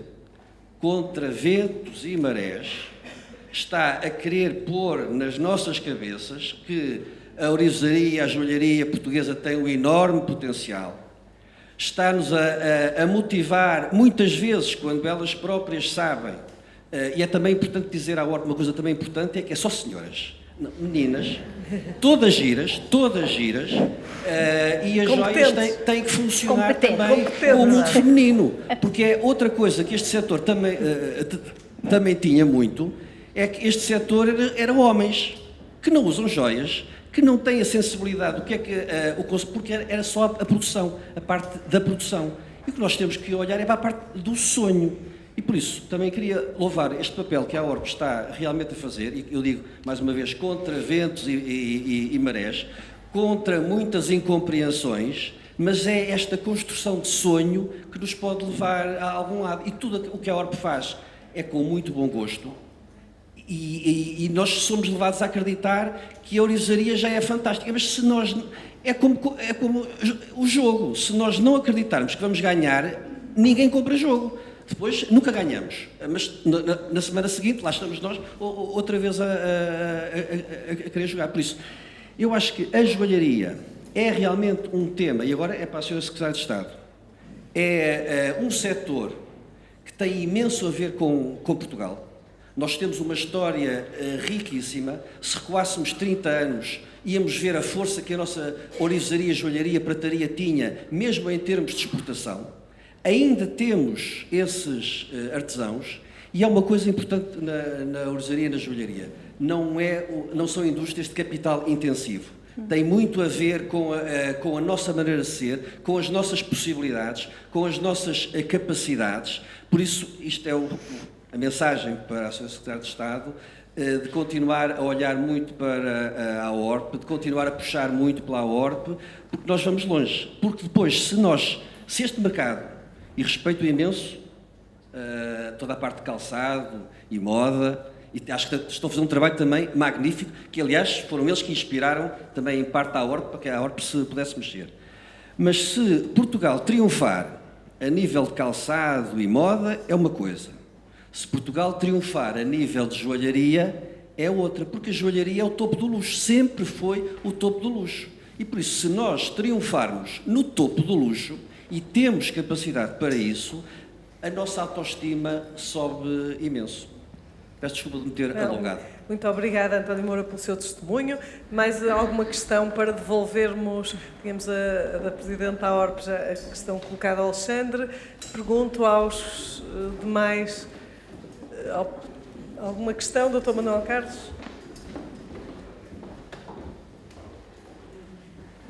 Vou ser um pequeno comentário. Gostei muito deste debate, seguramente por ter sido estimulado.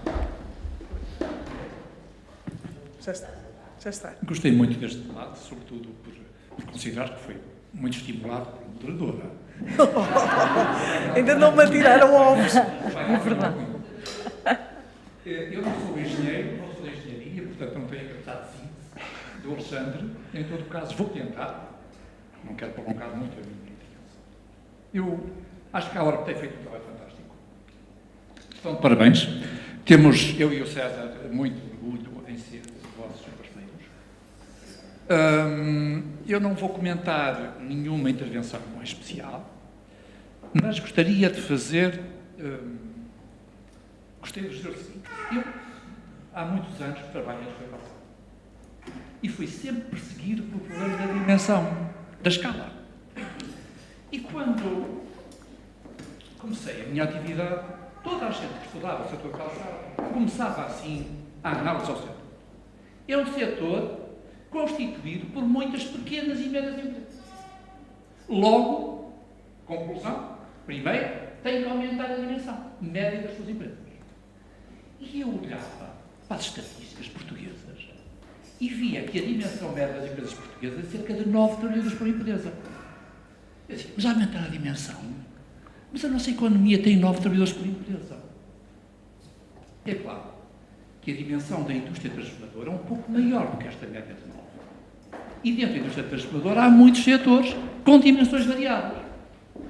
Ora, mas eu, para sintetizar, e um dia fui ao Ministério da Economia, não, ao Ministério da Indústria, não, ao Ministério da Economia não faria isto que eu vou dizer.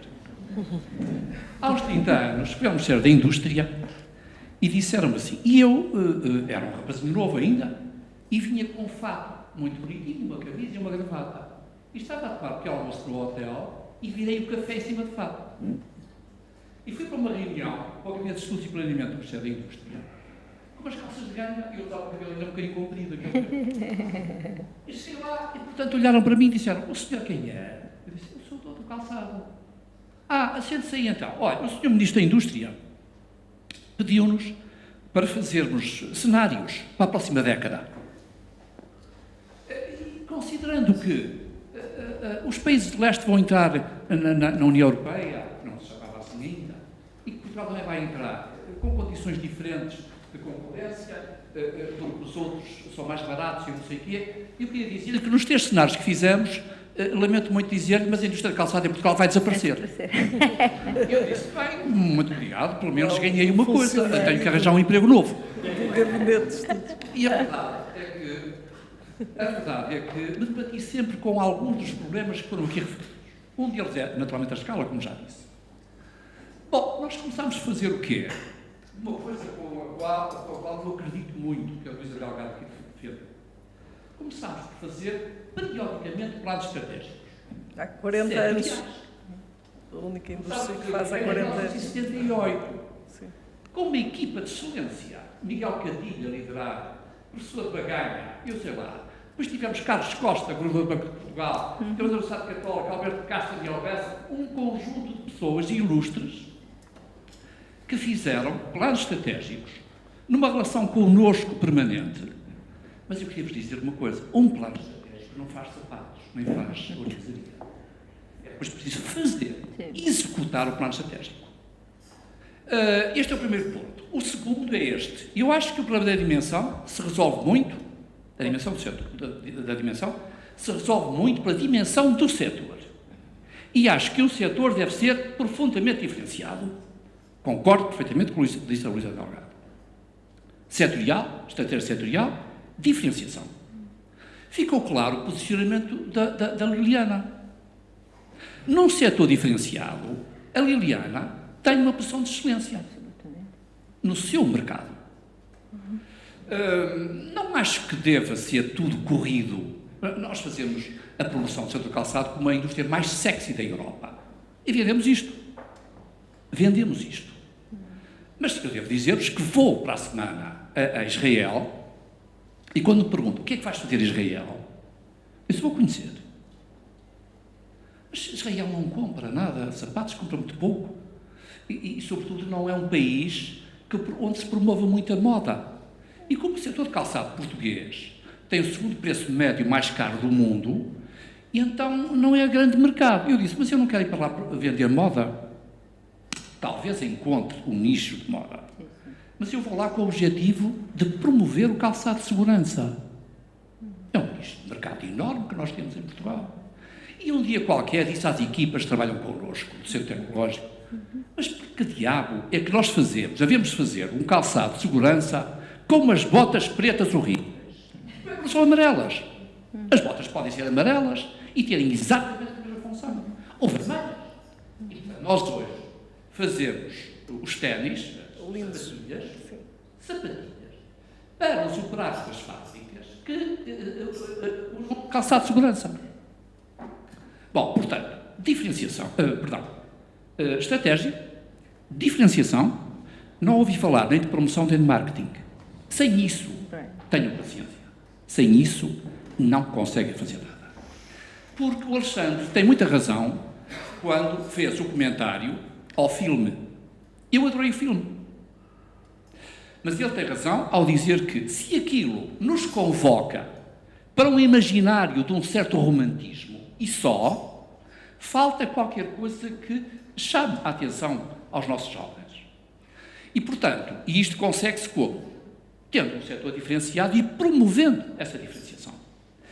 Cada empresa tem uma gama de produto, um segmento de produto. Se a empresa faz calçar chinelos de quarto, quem sou eu para dizer que não? Eu não sei nada disso. E, portanto, nós tentaremos promover as empresas que fazem chinelos de quarto, que têm, com certeza, o seu mercado. Como promovemos calçado de luxo.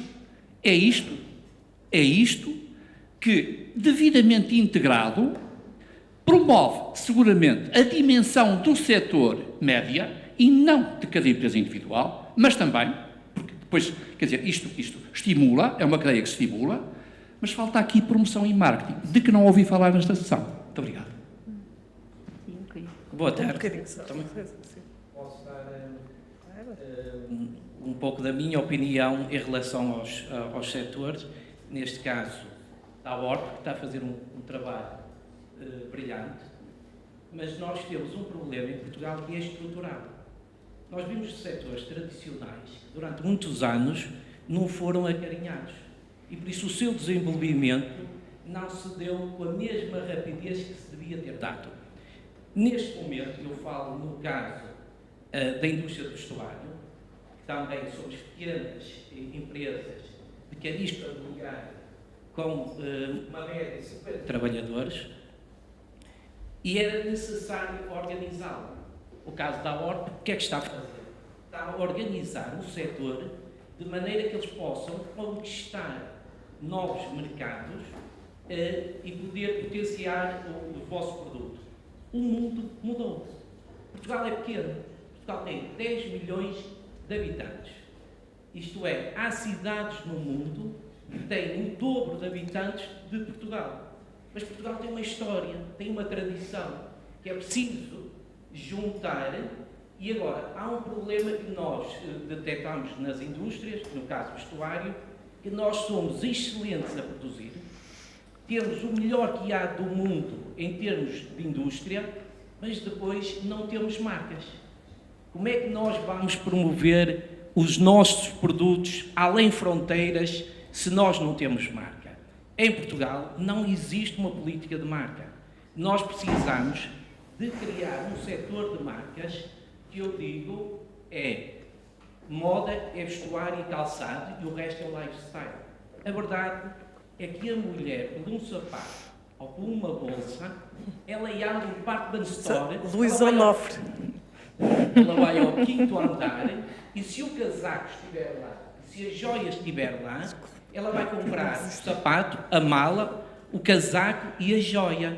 Nós temos que fazer uma reflexão. E o homem também, hoje em dia gosta. Mas a maior parte é a mulher que compra a roupa ao homem e vai também ao quarto andar a buscar o sapato dele. Depende. Nós temos que olhar, nós somos excelentes. Nós temos que ver o que é que queremos ser no futuro. Qual é a nossa estratégia? Não há, quando nós reparamos e falamos de empresas com músculo, o país não é amigável das empresas que têm mais de 250 trabalhadores.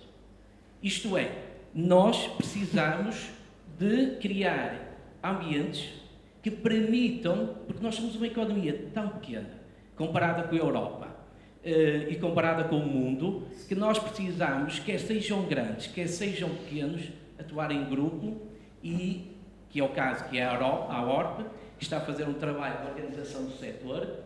Lógico, para nós é uma honra ser vosso parceiro, porque vocês conseguem encantar os nossos setores e é este caminho que temos que fazer em junto. Vestuário, calçado e ourivesaria. E trazer e explorar o que melhor nós temos, na nossa indústria e criar o setor da moda. Obrigado. Muito bem, então, talvez, Alexandre, não perder de vista a resposta. Sim, eu tirei aqui as notas. A questão e um comentário de todos, por favor, final. Sim, realmente houve muita coisa que não se falou inicialmente neste debate, porque nós vinhamos focados nesta ideia do craftsmanship, mas acho que há muito mais coisas interessantes que podemos ter falado. Eu às vezes, quando toco no tema da escala, eu até gostava de ter os números, porque não os tenho, mas às vezes as pessoas pensam, isso é o que todos os setores dizem. Mas no nosso caso, da orivesaria, não, estamos provavelmente a falar de uma média de 1, 2, 3, ou seja, o normal é 2 pessoas. E quando eu digo escala, a escala é mais de um bocadinho mais, não é preciso muito mais, mas temos mais capacidade. Eu, quando pedir um conjunto de peças, não ter que estar um mês à espera que elas sejam feitas. Mas, obviamente, acho que há aqui um trabalho enorme e a ORP está a liderar, por exemplo, de marketing e comunicação que todas as empresas têm que fazer. Acho que hoje em dia é obrigatório uma empresa ter grande parte do investimento e é algo que ainda o setor está a tentar acompanhar, mas eu olho sempre para a indústria têxtil e para o estudo de calçado como exemplos.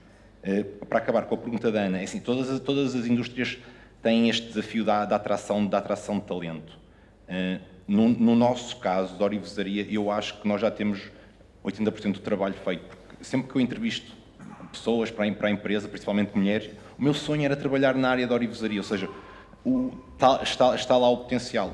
Onde eu acho que, se calhar, tem que ser feito um trabalho melhor, mas que estamos realmente limitados pelas dinâmicas das empresas familiares, que é trazer mais pessoas qualificadas para a gestão, e é onde realmente é a nossa falha. Estas coisas, realmente, de montar uma estratégia, de montar um marketing, é preciso, ou seja, pessoas que já tenham tido experiências fora, as pessoas podem chegar lá com base num senso comum avançado, como eu digo, mas é verdade, tem que vir pessoas com práticas de fora, e acho que isso é possível realmente, ou seja, isto é realimentado, mas é com o crescimento do setor, salários melhores e haver uma oportunidade das próprias famílias abrirem posições de gestão também para talento topo. Eu não quero ocupar muito tempo, mas eu só quero dizer uma coisa. Os maiores grupos que temos em Portugal são empresas familiares. Eu tenho muito respeito pelas empresas familiares, mas é preciso... A empresa familiar não quer dizer a empresa pequena, é a empresa mal gerida. Veja, por exemplo, o L'Oréal, não é? É uma empresa de base familiar, IKEA, enfim, nós podemos arranjar aí, portanto, não há aí uma correlação direta, é só isso. Liliana, o que é que... Está difícil, está a ver o caso mal parado. Não, eu não lhe estou a fazer pergunta nenhuma, eu gostava de obter o seu comentário final sobre o que entender. Sim, eu acho que estamos no bom caminho, acho que a ORP tem feito um trabalho incrível mesmo, acho que algumas empresas também estão a valorizar-se muito e estão a melhorar muito o seu trabalho e tudo, mesmo internacionalmente. Acho que estamos no bom caminho. Continuo a dizer que se não houver um bom produto, mesmo que tenhamos um bom marketing, uma excelente gestão, acho que o produto é muito importante. No final, nós vamos comprar o produto e eu acho que isso é mesmo importante, vendo o que aconteceu em Itália há uns anos atrás, nos lembrarmos, não é? Aconteceu, claro que era tudo uma questão de marketing, de gestão e de tudo, mas o que nós comprávamos eram os produtos deles, as pessoas gostavam e isso é o resultado final das coisas. Portanto, acho que tem que haver essa conjunção e acho que os designers deviam estar mais nas empresas.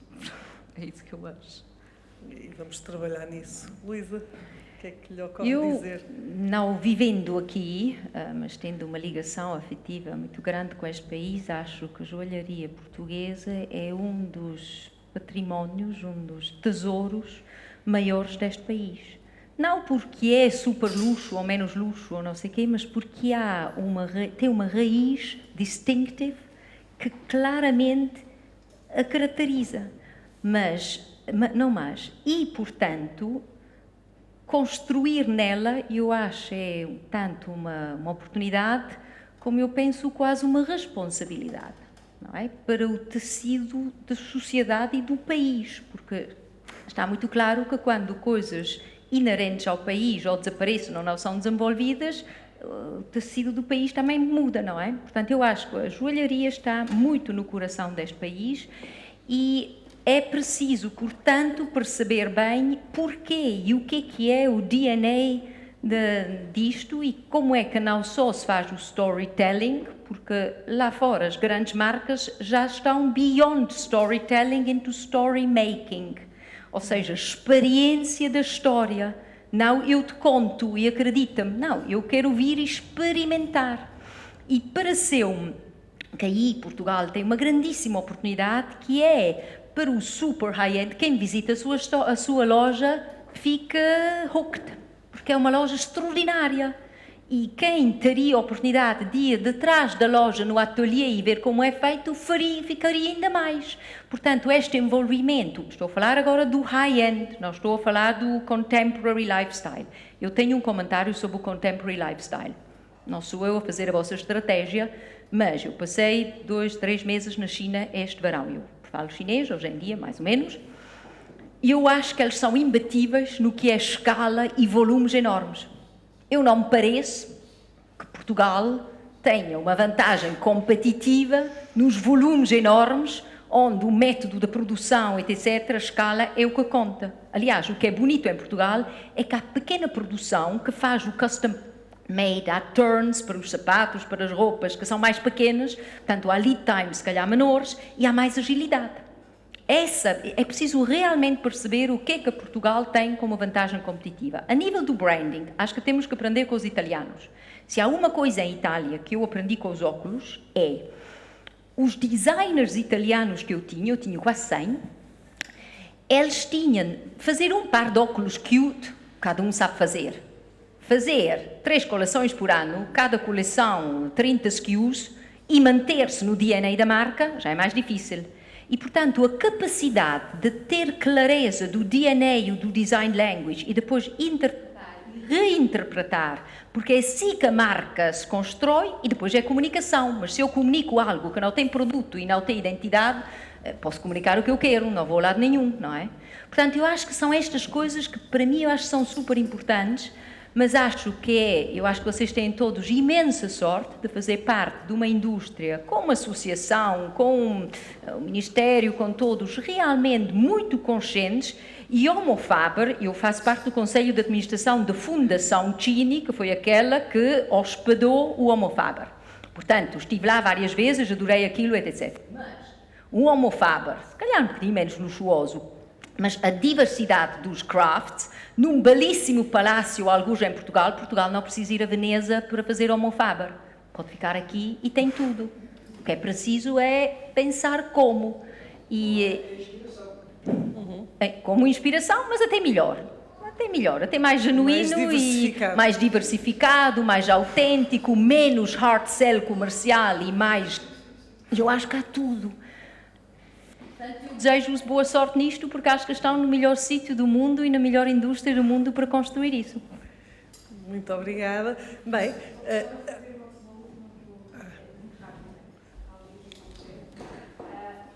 consideraria Portugal o best-of dos produtos portugueses em vários setores, não em todos, obviamente, mas em alguns. Peço desculpa. Poderia caracterizar a nossa produção daquilo que é o nosso best-of, Made in Portugal, como crafted? Eu não percebi a última parte, não ouvi. Pode repetir e falar só um bocadinho menos rapidamente, porque senão não percebo. Poderíamos considerar, ou poderia considerar, aquilo que é feito de melhor em Portugal, o nosso best-of, em alguns setores, que é representado em alguns setores, como crafted. Ou seja, é um elemento aglutinador daquilo que nós temos de melhor.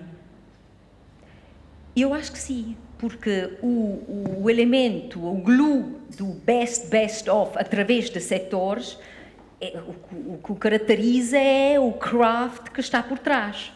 A história, o savoir-faire, não é o design ainda, é o craft. E o que é preciso é claramente que com design, que pontualmente absolutamente há, mas ainda não está totalmente, está a vir fabulosamente.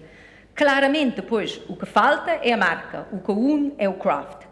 E muitas vezes diz-se, todos os países, a Itália tem muitas marcas de fashion, a França, até a Itália tem uma, que é Löwe, não é? Que é a tradicional deles. Portugal não tem uma marca que seja o português. E, portanto, houve muito third-party supply, fantástico, mas, aliás, as marcas é bom, quando o third-party supplier não é conhecido, é ótimo, porque assim não há ninguém que faz sombra, não é? Que é assim que funciona nas marcas, é elas e tudo o resto é por trás. Mas aí, o que é o aglutinador é o craft, o que falta é criar uma marca não se cria overnight, não é? Claro. Bom, muito obrigada aos oradores por uma sessão de veras estimulante, muito obrigada à ORP por esta parceria. Nós vamos aqui muito estimulantes, de facto a ORP tem feito um trabalho excepcional, sobretudo no aglutinar o setor, comunicar, mas eu acho que saem daqui com um takeaway que me interessa muito e que eu queria aqui salientar. Força aí nos Shapers 4.0, na questão dos layouts. Eu não queria, enfim, puxar só para isto, porque obviamente a discussão aqui foi muito mais rica e falámos de um conjunto de dimensões que já foram aqui referidas, mas acho que há, mesmo mantendo a dimensão atual, pronto, cada vez há mais incorporação de design, mas quer-me parecer, pelo que eu vou conhecendo graças a vocês do setor, que há um tema que ainda não foi atacado. Se o design está a avançar, se a questão do marketing e comunicação está a avançar, se começam a emergir marcas ainda pequenas, mas com muito valor e designers de grande nível, isso está a acontecer, mas, por exemplo, do ponto de vista, eu sou muito observadora quando visito as oficinas ou qualquer fábrica, de facto há um tema de Lean, há um tema de 4.0, há um tema de layout, às vezes coisas muito básicas. Eu lembro-me, sem querer também ocupar mais do que um minuto ou dois, eu lembro-me que fiz um trabalho quando vim para Portugal, em 2002, 2003, que foi dedicado ao setor do mobiliário no Val de Sousa, e fizemos uma operação integrada. Foi muito interessante, porque eu na altura era consultora. O que é que aconteceu? Pegámos em dezenas de empresas com consultores que passaram 6 meses e com financiamento comunitário, passaram 6 meses em cada fábrica a estudar a fábrica da A a Z, tanto no layout como num conjunto de práticas também importantes para a gestão da empresa, e houve melhorias instantâneas, passado esses 6 meses, mas instantâneas e tangíveis na produtividade. Com impacto na sustentabilidade da empresa. Portanto, eu acho que aqui há a ORP, que já faz um trabalho de exceção em múltiplas dimensões, está ciente disso e, portanto, o facto de terem lançado os Shapers 4.0 já vai no caminho certo e, portanto, eu animava-vos a aprofundar esse projeto com iniciativas várias e aqui, enfim, estão pessoas de várias entidades públicas também. Podemos ver também como é que podemos também, através dos incentivos que existem, canalizar e apoiar essa... Claramente aqui, mesmo com o estoque do que já há hoje, podem-se fazer, penso eu, iniciativas muito práticas que podem ter resultados em menos de um ano. Só com, às vezes, reorganizar o próprio layout da empresa. Se calhar ter uma comunidade de best practices, que se partilha, que se desenvolve, porque faltava em muitas coisas, poucas coisas. Depois, quando se faz mais coisas mais sofisticadas, absolutamente, mas o princípio, as intervenções best practices de manufacturing interessava. Bom, muito obrigada a todos. Saímos daqui e parabéns ao Alexandre, parabéns à Liliana e ao Luísa. Precisamos de si cada vez mais aqui em Portugal, com essa visão do mundo. Acho que sim. De pessoas cosmopolitas e como muitos que estão na audiência. Muito obrigada a todos. Obrigada.